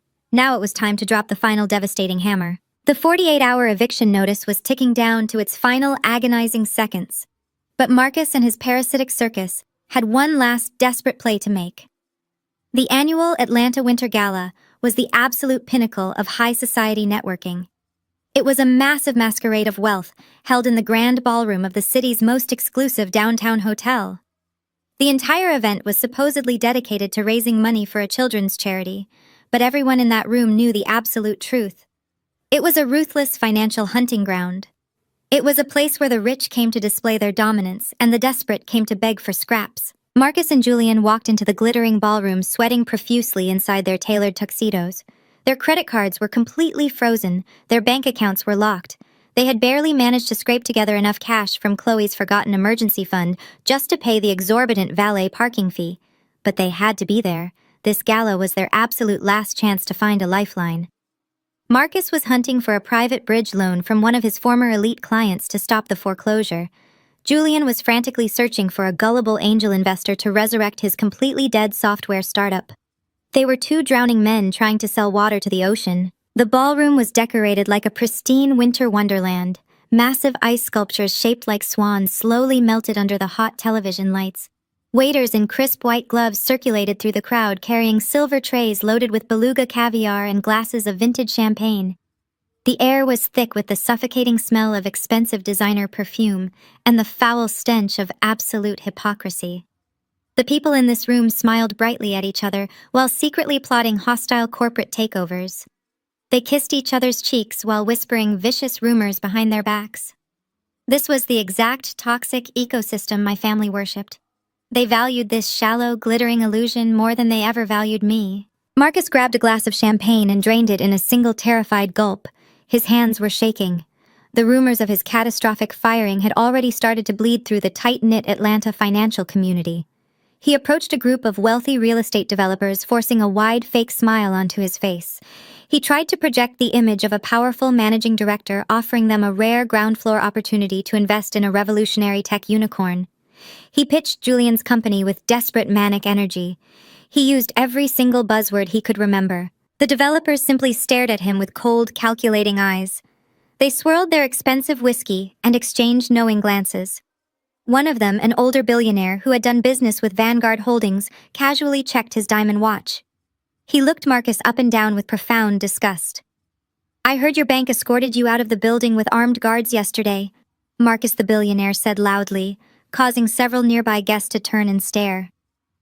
I also heard that tech startup you are pushing just lost every single cent of its venture capital funding. You smell like a massive liability, Marcus. Do not ever approach my table again." Marcus physically recoiled as if he had been slapped across the face. His face burned with a deep and humiliating crimson flush. He backed away from the wealthy developers, retreating into the shadows near the extravagant dessert buffet. His chest heaved with absolute panic.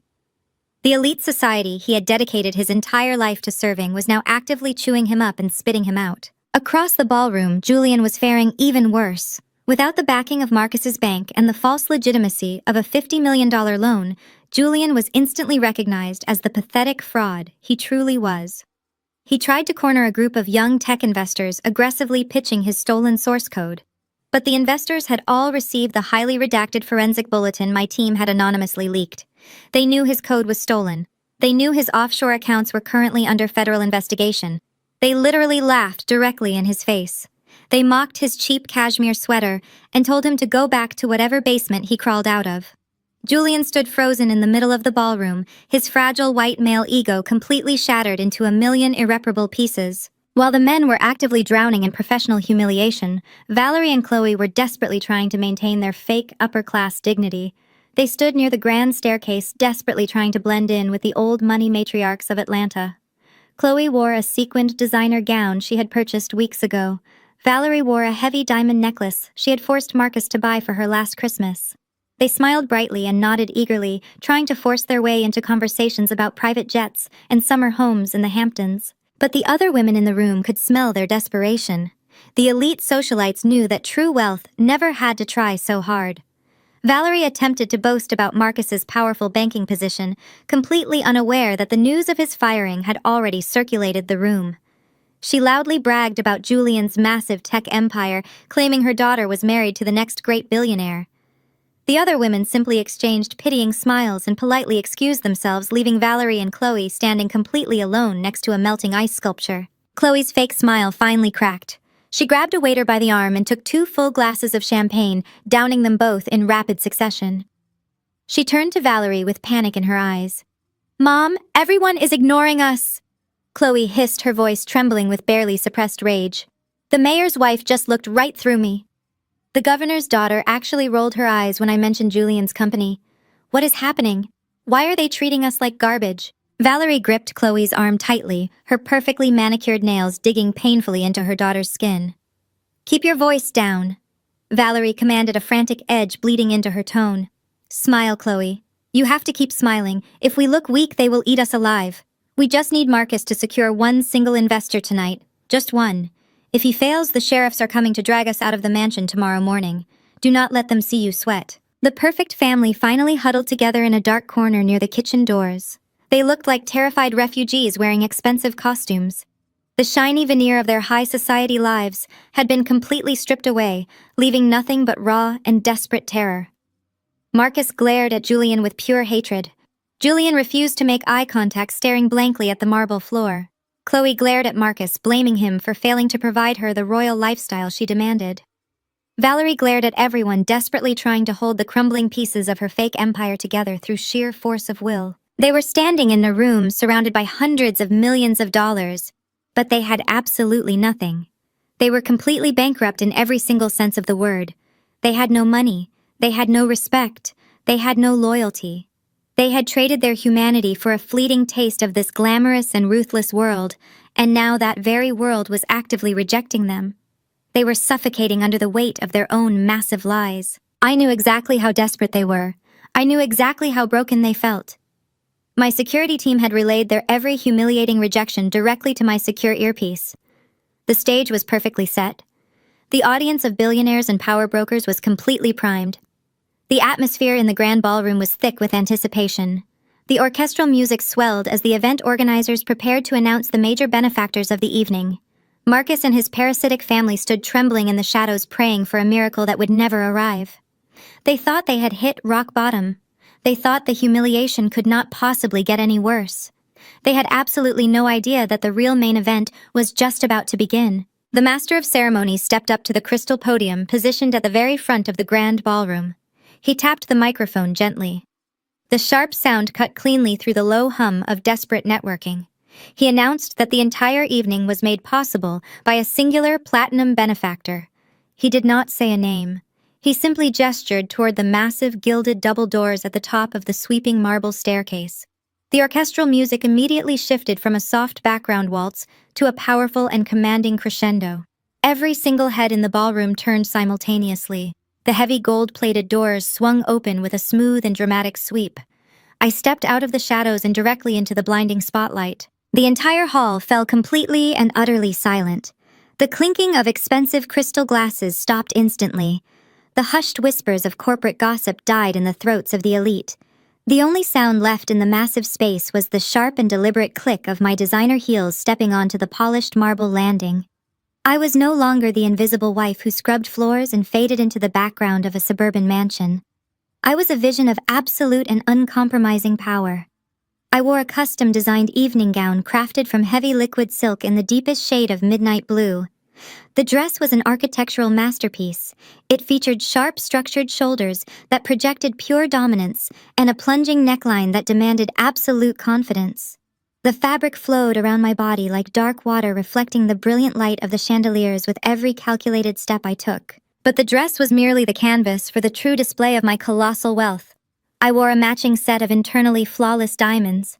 The necklace rested heavily against my collarbone, featuring a massive sapphire pendant surrounded by dozens of blindingly brilliant cut stones. The matching chandelier earrings framed my face with cold, sparkling light. The entire jewelry set was worth a staggering $12 million. It was not rented. It was not borrowed. It was pulled directly from the private secure vault of Vanguard Holdings. I wore the gross domestic product of a small island nation around my neck, and I carried it with the effortless grace of a born queen. The ultra-wealthy socialites and ruthless billionaires of Atlanta simply stared in profound shock. They did not recognize me. How could they? Marcus had purposely kept me hidden away for 5 years, treating me like a shameful secret while he paraded his stolen wealth around the city. To the powerful people in this room, I was a complete mystery. I was a stunning, fiercely powerful woman, radiating the kind of intense gravitational pull that only true, unlimited money can buy. As I slowly descended the sweeping marble staircase, the crowd instinctively parted. They moved out of my way, like the sea dividing for a conquering monarch. The mayor of the city actually bowed his head slightly as I passed. A prominent federal judge offered a respectful nod. They did not know my name yet, but they instantly recognized my absolute authority. I walked through the center of the ballroom, looking neither left nor right. I did not smile. I did not seek their approval. I forced them to seek mine. In the dark and pathetic corner near the swinging kitchen doors, my biological family and my treacherous husband were completely frozen. Marcus held a completely empty champagne flute in his trembling hand. Chloe had her mouth hanging wide open in a deeply unattractive display of pure shock. Valerie grabbed the edge of a high-top cocktail table so hard her knuckles turned completely white. Julian simply stared, his bloodshot eyes bulging out of his pale face. They watched me glide across the ballroom floor. Their brains violently rejected the information their eyes were feeding them. This could not possibly be Nia. This could not be the plain sister, the boring wife, the domestic servant they had gleefully discarded into a freezing storm just 48 hours ago. That woman was supposed to be shivering in a homeless shelter. That woman was supposed to be begging for scraps on the street. The woman commanding the respect of the entire Atlanta elite looked like a goddess of vengeance, but the facial features were undeniable. It was me. Marcus dropped his empty crystal glass. It shattered against the polished marble floor, but the sound was completely swallowed by the heavy silence of the room. I watched his mind frantically trying to construct a logical explanation for this impossible reality. I could see the exact moment his massive, arrogant ego manufactured a desperate and pathetic delusion to protect itself from completely shattering. He turned to Julian and whispered something frantic. Marcus convinced himself that I had not achieved this power on my own. His deeply ingrained misogyny and towering narcissism simply would not allow him to believe that the wife he deemed useless was actually a billionaire. He immediately assumed I was a high-priced escort. He convinced himself that I had somehow managed to attach myself to an incredibly wealthy tycoon. Valerie latched onto this toxic delusion instantly. She whispered furiously to Chloe, claiming that I must have found a desperate old sugar daddy to fund this lavish makeover. They nodded at each other, actively agreeing with this twisted fantasy. They rationalized that I was just wearing a rented dress and wearing borrowed diamonds to spite them. They believed I was just a cheap +1 riding on the coattails of a hidden male benefactor. They desperately needed to believe I was still inferior. They needed to believe I was still a parasite because that was the only way they could process their own catastrophic failures. They thought I had come to the gala solely to make Marcus jealous. They genuinely believed my entire spectacular transformation was just a pathetic cry for his attention. It was a staggering display of pure, unfiltered delusion. They were literally standing in the ashes of their own ruined lives, and they still thought the entire universe revolved around their petty desires. I knew exactly what they were thinking. I could read the pathetic, comforting lies written all over their terrified faces. I allowed them to hold on to that fragile delusion for a few more minutes because it would make the final execution so much more devastating. I did not walk toward their dark and miserable corner. Queens do not chase peasants. Queens wait on their thrones and force the peasants to crawl to them. I stopped in the exact center of the grand ballroom directly beneath the largest and brightest crystal chandelier. My private security detail flanked me instantly. 4 massive men in tailored black suits formed a protective perimeter, keeping the desperate social climbers at a comfortable distance. The master of ceremonies rushed over to me, sweating profusely and fawning with sickening subservience. He offered me a silver tray with a single glass of vintage champagne. I took the glass without looking at him. I turned my body very slowly and finally locked my gaze directly onto the dark corner where Marcus and my family were hiding. I stared right into my husband's panicked eyes. I stared right into my mother's terrified soul. I raised my crystal glass exactly 1 inch. It was the exact same mocking gesture Valerie had given me through the rain-streaked window of the mansion. The color completely drained from my mother's face. Marcus swallowed hard, his Adam's apple bobbing visibly against his tight collar. The temporary delusion that I was just a wealthy man's arm candy began to rapidly dissolve under the sheer weight of my crushing stare. No sugar daddy was stepping forward to claim me. No hidden billionaire was standing by my side holding my hand. I stood entirely alone, completely independent, and absolutely terrifying. I was the center of gravity in a room filled with the most powerful people in the state, and I was looking at my family like they were nothing more than insects waiting to be crushed. The trap was fully sprung. The audience of billionaires and power brokers was completely captivated by my presence. The desperate fools in the corner were completely out of time, completely out of money, and completely out of options. They could not hide in the shadows any longer. The magnetic pull of my authority was dragging them out into the light. They had no choice but to approach the throne and face the very woman they had tried to destroy. Marcus broke away from the pathetic huddle in the dark corner. He could not stand the public defiance for a single second longer. His bruised and fragile ego demanded immediate action. He marched across the polished marble floor of the grand ballroom. He was sweating profusely inside his tailored tuxedo. His face was a chaotic and desperate mixture of blind rage and absolute terror. He genuinely thought he still controlled me. He thought he could simply walk up to the woman he had discarded and forcefully drag her back into a state of quiet submission. He stomped toward the center of the room, completely ignoring the silent and judgmental stares of the billionaires and power brokers surrounding us. "Nia, what the hell do you think you are doing here?" he hissed. He kept his voice low, but the aggressive venom in his tone was unmistakable. He reached out his right hand, his fingers curling like tight talons. He aimed directly for my wrist.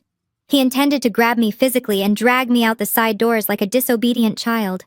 He wanted to pull me into the service alleyway and hide his burning shame in the dark. He wanted to violently reassert his dominance and silence the woman who was currently commanding the entire room. He never even made contact. Before his sweating fingers could brush the delicate silk of my gown, 2 members of my private security detail moved with terrifying and absolute speed. They were giant walls of solid, disciplined muscle encased in bespoke black suits. One guard grabbed Marcus by his extended wrist, applying immediate and bone-crushing pressure. The other guard stepped directly between us, shoving Marcus violently backward. The force of the defensive shove lifted Marcus entirely off his feet. He stumbled wildly backward, his expensive leather shoes sliding uncontrollably on the polished marble. He crashed hard onto the floor, landing directly at my feet in a pathetic heap of wrinkled fabric and shattered pride. The entire grand ballroom gasped in absolute unison. The mayor stopped mid-sentence. The elite billionaires lowered their crystal glasses. The silence in the room became absolute and suffocating. The wealthy crowd watched with wide eyes as the former titan of investment banking was physically tossed to the ground like a common trespasser. Valerie and Chloe watched from the shadows, clutching each other in pure horror as their primary provider was publicly humiliated. Julian, seeing Marcus humiliated on the floor, realized their last shred of credibility was rapidly evaporating. He stepped forward, trying desperately to salvage the unsalvageable situation. He tried to project his fake Silicon Valley charm to the watching crowd. He plastered a sickeningly confident smile onto his pale face and addressed the surrounding billionaires instead of me. "Let us all just calm down," Julian announced, his voice carrying a manufactured and arrogant warmth. "This is just a simple family misunderstanding. My sister-in-law here is just overwhelmed by the glamour of the evening. We are actually here celebrating my new tech startup, a $50 million venture that is poised to disrupt the entire global financial sector. I am the founder and visionary CEO." He actually thought he could spin this absolute disaster into a networking opportunity. He thought he could use my dramatic and commanding presence to attract the attention of the investors who had rejected him earlier. I looked at Julian. I let a cold, razor-sharp smile stretch slowly across my face. I did not lower my voice.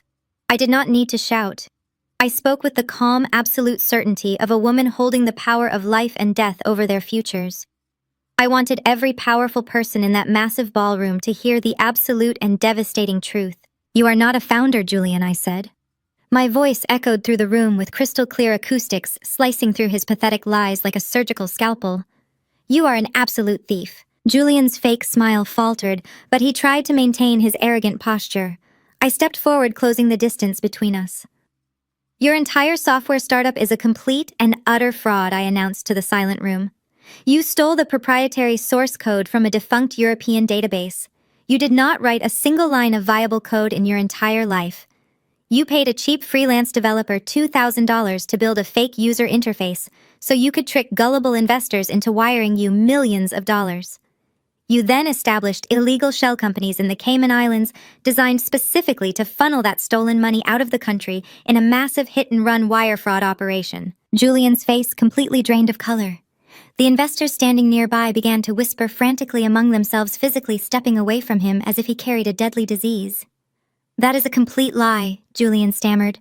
Sweat poured down his forehead, ruining his carefully styled hair. "You have absolutely no proof of any of that. You are just a crazy and bitter woman." "I have the raw server logs," I replied. My diamond necklace caught the blinding light of the chandelier as I delivered the fatal blow. "I have the offshore account routing numbers. I have the exact digital timestamps of your illegal data transfers. And as of 3 hours ago, the Federal Bureau of Investigation has the complete forensic dossier sitting directly on their desks. You are not going to disrupt the financial sector, Julian. You are going to a federal penitentiary." Julian crumbled. His knees buckled slightly, and he let out a pathetic, whimpering sound. The tech genius facade dissolved instantly, leaving behind nothing but a terrified con artist facing decades behind bars. He looked back at Chloe, but she just stared at him with absolute disgust, realizing her ticket to endless luxury was actually a fast track to federal prison. I turned my absolute authority away from Julian and looked down at Marcus. Marcus was desperately scrambling to his feet. His tailored tuxedo was covered in dust from the marble floor. He tried to speak. He tried to issue another arrogant command, but I cut him off instantly. I delivered a verbal execution so precise and so devastating that it would permanently end his existence in the financial world. "And you, Marcus," I announced, projecting my voice to the elite crowd. "You are no longer a managing director. You are a massive financial liability who was escorted out of your own bank by armed guards yesterday afternoon." I looked directly at the mayor and the elite billionaires who had rejected Marcus earlier in the evening. Marcus Vance is drowning in toxic high-interest debt. He remortgaged his house 3 times just to maintain his fake wealthy lifestyle. He bypassed severe corporate compliance protocols to fraudulently approve Julian's fake $50 million loan. He illegally attached his own personal portfolio as the primary guarantor for a massive wire fraud scheme. The collective gasp from the elite crowd was deafening. In the ruthless world of high finance, bad debt and deliberate corporate fraud were the ultimate unforgivable sins. The billionaires who had previously tolerated Marcus now looked at him with absolute disgust and pure revulsion. Marcus was instantly and permanently blacklisted from every single financial institution in the country right in front of my eyes. His professional reputation was entirely incinerated. He was exposed as a reckless fool who had gambled his entire career on a pathetic scam. Marcus stared at me. His mouth hung wide open. The blood completely left his face, making his skin look like gray ash. His chest heaved as he struggled to pull oxygen into his lungs. He looked at the flawless $12 million diamonds resting heavily against my collarbone.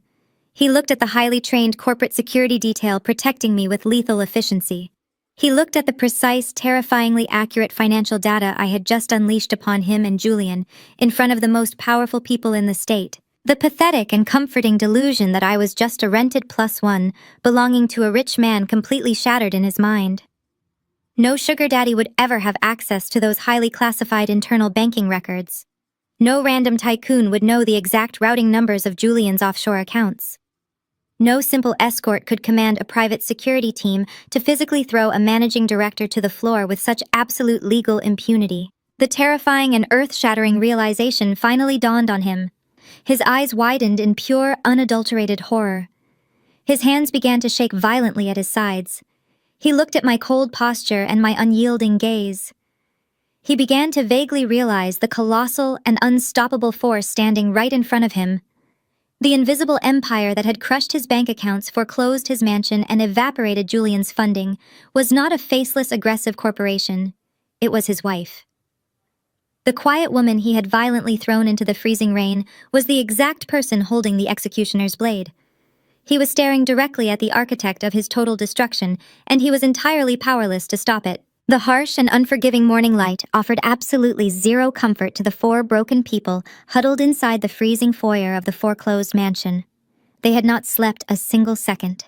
They had spent the entire night pacing the cold marble floors, trapped in a suffocating nightmare of their own making. At exactly 6 a.m, the heavy brass knocker sounded again. It was not a process server this time. It was a high-level corporate courier dressed in tactical black. He handed Marcus a thick, sealed envelope stamped with the terrifying crimson crest of Vanguard Holdings. It was a mandatory and immediate summons. The document explicitly stated that Marcus, Julian, Chloe, and Valerie were required to appear at the Vanguard Executive Tower by 9 a.m. for a final asset resolution hearing. The document carried a lethal warning. Failure to appear would result in the immediate dispatch of federal marshals to execute outstanding arrest warrants for corporate wire fraud and illegal financial manipulation. They did not speak a single word to each other as they traveled to the financial district. Marcus could not even order a luxury rideshare because all of his accounts were completely dead. They were forced to ride the public transit train sitting on hard plastic seats surrounded by everyday morning commuters. Marcus stared blankly at the floor of the train car, holding the Vanguard summons in his trembling hands. His mind was completely fractured. The devastating events of the gala played on a continuous, agonizing loop behind his bloodshot eyes. He knew Nia was the architect of his public execution. He knew she possessed a terrifying and overwhelming power, but his shattered ego desperately tried to rationalize the nightmare. He convinced himself that Nia had simply manipulated the notoriously ruthless chairperson of Vanguard Holdings. He believed she had fed the chairman the financial data to execute this revenge. He still could not fathom that the quiet woman he had discarded was the actual supreme ruler of the entire empire. He was terrified of Nia, but he was absolutely paralyzed with dread at the prospect of facing the phantom chairperson who wielded the legal power to send them all to a federal penitentiary. The Vanguard Holdings tower loomed over them like a massive black tombstone. Standing at the base of the colossal glass and steel skyscraper, the four of them looked exactly like what they were. They were tiny, insignificant insects preparing to be crushed under the boot of a relentless corporate machine. They walked through the towering, revolving doors and stepped into the cavernous main lobby. The temperature inside was freezing. The walls were clad in seamless black marble that absorbed all the light. A team of elite armed security guards approached them immediately. There was no polite greeting. There was only cold, mechanical efficiency. The guards forced them to surrender their cell phones, their keys, and any metallic objects. They were stripped of their last remaining connections to the outside world. They were completely isolated and entirely at the mercy of the corporation they had tried to defraud. An armed guard escorted them to a private express elevator hidden behind a polished steel wall.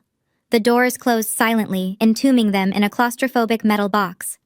The elevator shot upward with terrifying speed. The sudden change in cabin pressure made their ears pop painfully. Chloe gripped the handrail, her knuckles turning completely white. She was breathing in short, shallow gasps. Julian stood in the corner of the elevator, shivering violently. His expensive cashmere sweater was stained with sour, nervous sweat. He looked like a man walking directly toward the electric chair. Valerie clutched her designer handbag against her chest, closing her eyes and muttering desperate, silent prayers. Marcus simply stared at the digital floor indicator, watching the red numbers climb higher and higher. Floor 50, floor 60, floor 70. Every passing number felt like a heavy hammer striking directly against his sternum. His heart hammered so fiercely against his ribcage, he thought his chest might actually split open. The elevator chimed a sharp and chilling note as it arrived at the absolute top floor. The steel doors parted, revealing a vast and sterile executive waiting area. The guard directed them down a long, silent corridor and pushed open the heavy glass door of the primary boardroom. It was a massive psychological torture chamber designed specifically to intimidate. The room was suspended hundreds of feet in the air, surrounded entirely by floor-to-ceiling glass windows that offered a dizzying and terrifying view of the city dropping away below. The center of the room was dominated by a colossal table forged from a single piece of dark steel. The chairs were stiff, uncomfortable black leather. The air conditioning hummed with a low, aggressive frequency that chilled the sweat on their skin. "Sit," the armed guard commanded, pointing to 4 chairs grouped tightly together on one side of the massive steel table. The guard stepped backward out of the room, and the heavy glass door clicked shut, sealing them inside the transparent box. The psychological anxiety in the room was thick enough to choke on. There was a large analog clock mounted on the far wall. The second hand ticked with a loud rhythmic snap that echoed off the cold glass. Tick, tick, tick. Every single second amplified their absolute terror. Julian collapsed into his chair and buried his face in his trembling hands. He began to weep openly. The arrogant white tech bro was completely gone, reduced to a sobbing and pathetic mess. He muttered frantically about federal prison, about how he was not built for confinement, about how his entire life was ruined. He rocked back and forth in the leather chair, completely consumed by raw, unadulterated panic. "Shut up!" Julian Marcus hissed, his voice shaking with suppressed rage and profound fear. "Just shut your mouth. We have to figure out what we are going to say to the chairman. We have to negotiate a surrender." "Negotiate!" Chloe shrieked, her voice cracking with pure hysteria. She slammed her hands onto the cold steel table. "There is no negotiation, Marcus. They took the house, they took the cars, they took the money. What do we possibly have left to offer a billionaire chairman? We have absolutely nothing. You promised me a life of unlimited luxury, and you dragged me into a federal fraud investigation. I am going to jail because of your massive incompetence." Valerie reached out and grabbed Chloe's wrist, desperately trying to hush her favorite daughter. "Do not yell, Chloe," Valerie whispered frantically, casting terrified glances at the glass walls. "They are watching us. The chairman is definitely watching us right now. We have to look composed. We have to look like we deserve mercy. We are a family of high standing, and we must maintain our dignity." Mercy Marcus let out a harsh and broken laugh. The sound scraped painfully against his dry throat. "Vanguard Holdings does not show mercy, Valerie. They are legendary for destroying companies and liquidating assets with absolute zero hesitation. And now we are sitting in their primary execution chamber." Marcus dragged his sweating palms across his face, wiping away the cold moisture. His breathing was dangerously shallow and rapid. His tailored tuxedo from the gala was wrinkled and covered in dust, but it felt like a straitjacket constricting his movements. His mind raced at a frantic pace, trying to formulate a legal defense that simply did not exist. He planned to blame the entire fraudulent loan scheme squarely on Julian. He planned to beg the chairperson for a payment plan stretching across the next 50 years. He was fully prepared to drop to his knees and sacrifice every single shred of his remaining dignity just to avoid a federal indictment. He stared intensely at the empty, imposing chair positioned at the head of the massive steel table. He visualized a ruthless old corporate titan walking through the door, ready to sign their absolute death warrants. The tension in the glass boardroom reached an excruciating and unbearable peak. The air was completely suffocated by the foul smell of their collective fear.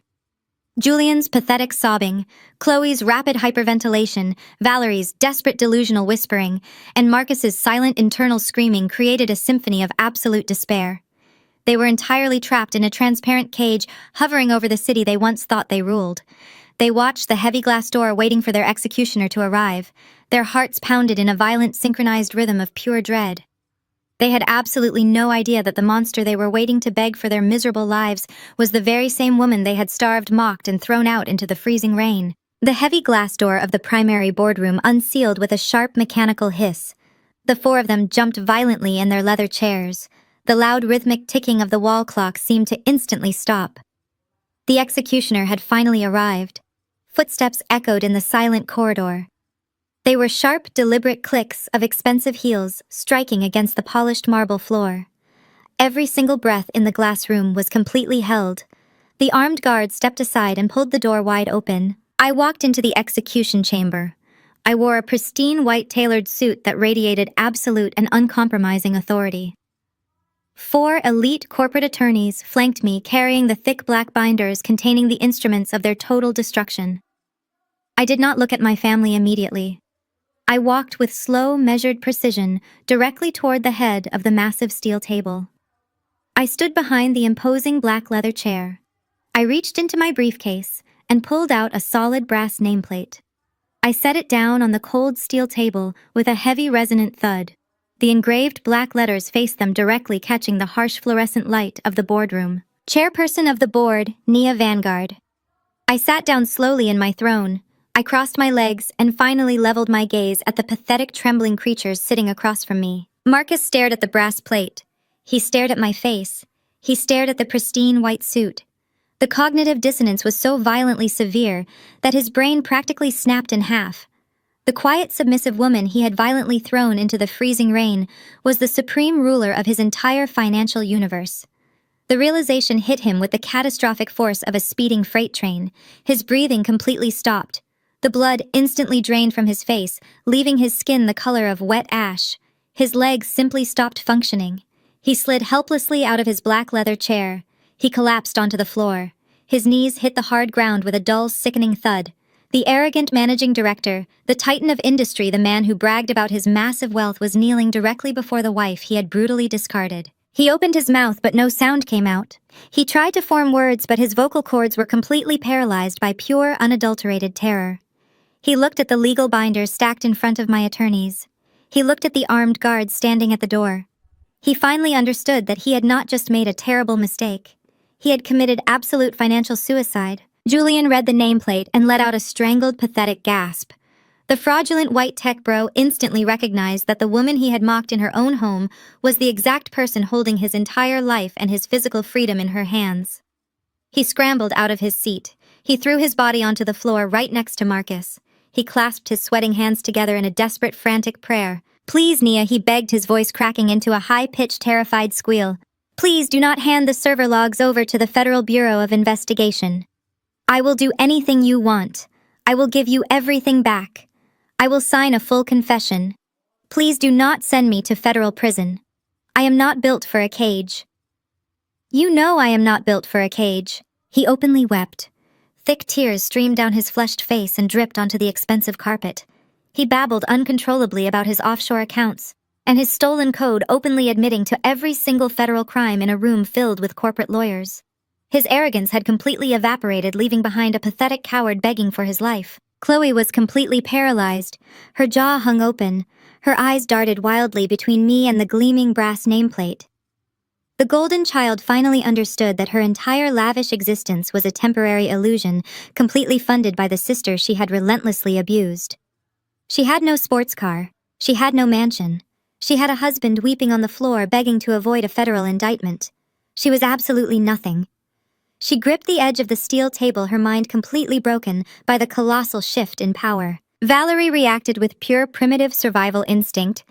The woman who had proudly toasted to my exile immediately threw away her fake high society pride. She dropped to her knees beside Marcus and Julian. She crawled slightly forward on the floor. Her designer dress dragged across the ground. She reached out her hand as if trying to touch the hem of my suit. "Nia, my sweet girl," Valerie cried, forcing massive fake tears to well up in her eyes. "My beloved biological daughter. I always knew you were destined for absolute greatness. I always knew you were the strongest one in the family. We are family, Nia. blood is thicker than water. You must forgive us. We made a terrible mistake, but we are your flesh and blood. Please have mercy on your own mother. Mercy. My private security detail immediately stepped forward, but I raised a single finger, halting them in their tracks. I wanted Valerie to stay exactly where she was. I wanted her to feel the cold, hard floor beneath her knees. I looked down at the three of them kneeling before me. I looked at Chloe paralyzed in her chair. The power dynamic in the room was absolute and completely irreversible. I leaned forward, resting my forearms on the cold steel table. The air in the room grew completely stagnant. "You ask for mercy," I said. My voice echoed with a terrifying stillness that froze the blood in their veins. "You invoke the name of family as if that word grants you a shield from the consequences of your own boundless greed."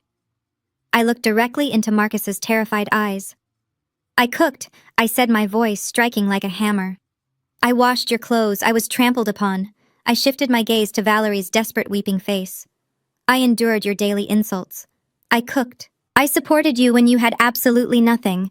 I was trampled upon." I looked at Chloe and Julian, the parasites who had tried to steal my home. "I was thrown out into a violent freezing storm while you drank my champagne. I cooked. I was trampled upon." I stood up slowly, towering over them. I let the full weight of my presence crush the remaining oxygen out of the room. The rhythm of my words was a relentless drumbeat of their destruction. "You demanded my submission. You demanded my silence. You demanded my home and my dignity. You thought you could strip me bare and leave me to freeze because you firmly believed I had no power to strike back." I stepped out from behind the massive steel table. I looked down at the weeping, begging figures huddled on the floor. "I do not forgive," I stated, the words ringing with absolute finality. "I show no mercy." Marcus let out a broken, sobbing gasp. He finally found his voice. "Nia, please." He choked out, his chest heaving. "I was wrong. I was so wrong. I will sign the divorce papers. I will give you whatever you want. Just please do not let them take my banking license. Do not let them take my freedom." "You have nothing left to give me, Marcus," I replied coldly. "I already took the mansion. I already took your bank accounts. Your banking license was permanently revoked the exact second my legal team submitted the evidence of your corporate fraud to the Federal Regulatory Commission this morning. You are not a managing director. You are a highly toxic liability." Julian continued to wail, clutching at the carpet. Valerie pressed her forehead against the floor, sobbing loudly and praying for a miracle. There would be no miracles today. There would only be the harsh, brutal reality of complete and total financial annihilation. They had built their entire lives on a foundation of lies and cruelty, and I had just detonated the explosive charges that brought the entire structure crashing down on their heads. I raised my right hand and gave a sharp, single nod to the lead attorney standing beside me. He tapped a button on his smartwatch. The heavy glass doors of the boardroom swung open immediately. 4 federal agents wearing dark windbreakers stepped into the room, followed closely by 2 uniformed Atlanta police officers. They moved with absolute tactical precision. Julian let out a terrified shriek and tried to crawl backward under the massive steel table, but the agents were entirely too fast. They grabbed him by the arms, hauling him forcefully to his feet. The cold steel handcuffs clicked sharply around his wrists, securing his hands behind his back. The lead agent recited the federal wire fraud and grand larceny charges with a booming voice that echoed off the glass walls. Julian sobbed uncontrollably, begging Chloe to call a lawyer, begging Marcus to save him. Chloe simply shrank back into her leather chair, pressing her hands over her ears. She watched the fake billionaire she had proudly flaunted being violently dragged out of the room like a common criminal. Her golden ticket was gone forever, leaving her completely exposed. I turned my attention back to Marcus. He was still kneeling on the floor, his eyes wide and vacant. My lead attorney stepped forward and dropped a thick stack of legal documents directly onto the carpet in front of him. Marcus stared blindly at the bold black text. It was his official termination letter from the investment bank, signed directly by the board of directors. It was accompanied by a multi-million-dollar civil lawsuit holding him personally liable for the fraudulent loan guarantee. The final document was the immediate eviction order for the Buckhead mansion. Marcus reached out with a trembling hand, but he could not even bring himself to touch the papers. He was entirely paralyzed by the sheer magnitude of his absolute ruin. "You have 0 assets, Marcus," I said, looking down at his broken form. "You have 0 leverage, and you have 0 future in this city. You are nothing but a convicted fraudster drowning in an ocean of toxic debt." I signaled to my private security team. The two massive guards who had protected me at the gala stepped forward. They grabbed Marcus by his shoulders and hauled him roughly to his feet. He did not fight them. He had absolutely no fight left in his hollow chest. "Throw him out!" I commanded, my voice echoing with icy finality. "Escort him to the ground floor and throw him out the front doors. Do not let him take a single piece of corporate property. Do not let him make a single phone call. Leave him exactly where he belongs." The guards dragged Marcus toward the boardroom doors. His expensive leather shoes dragged uselessly across the carpet. He looked back at me one last time, his eyes pleading for a fraction of the mercy he had completely denied me. I stared back at him with absolute nothingness. The doors closed, sealing his fate. Minutes later, my security feeds showed Marcus being physically shoved out the towering glass doors of the Vanguard building. He stumbled and fell hard onto the unforgiving concrete pavement of the downtown financial district. He had no suit jacket. He had no phone. He had absolutely no money. He was left completely empty-handed on the cold street, exactly like the rainy night he threw me out of my own home. The irony was absolute and perfect. I finally turned my gaze to Valerie and Chloe. My mother was still kneeling on the floor, shivering in her expensive designer dress. Chloe was hyperventilating, her makeup smeared completely across her face. "You have exactly 2 hours to return to the mansion and pack your personal belongings," I told them. "You are permitted to take 1 trash bag of clothing each. Any attempt to remove jewelry, art, or property belonging to the estate will result in immediate arrest for grand theft." Valerie began to weep loudly, reaching her hands up toward me in a final desperate plea. "Nia, please," she sobbed. "Where are we supposed to go? We have absolutely no money. We cannot survive on the streets." "You will survive exactly how you expected me to survive," I replied, my tone completely devoid of any sympathy. "I have graciously arranged a small studio apartment for you in the deepest part of the South Side slums. The first month's rent is paid. After that, you are entirely on your own. I highly suggest you learn how to scrub floors and wash dishes, Valerie, because your days of drinking imported champagne are permanently over." My security guards escorted the weeping women out of the building. The Great Purge was finally complete. Within hours, the perfect fake family was entirely eradicated from high society. Valerie and Chloe were forced to drag cheap black garbage bags into a cramped, roach-infested apartment surrounded by peeling paint and broken windows. The golden child and the arrogant matriarch were reduced to absolute poverty, forced to face the harsh and brutal reality of the world without my hidden wealth to protect them. Marcus was wandering the streets of Atlanta, a broken and destitute man, facing a mountain of federal lawsuits that would keep him buried for the rest of his miserable life. Julian was sitting in a cold holding cell, awaiting a federal trial that would undoubtedly end in a massive prison sentence. The parasitic infection had been completely cured. The sun began to set over the sprawling city of Atlanta, casting long, dramatic shadows across the affluent neighborhoods. I walked into the grand foyer of the Buckhead mansion.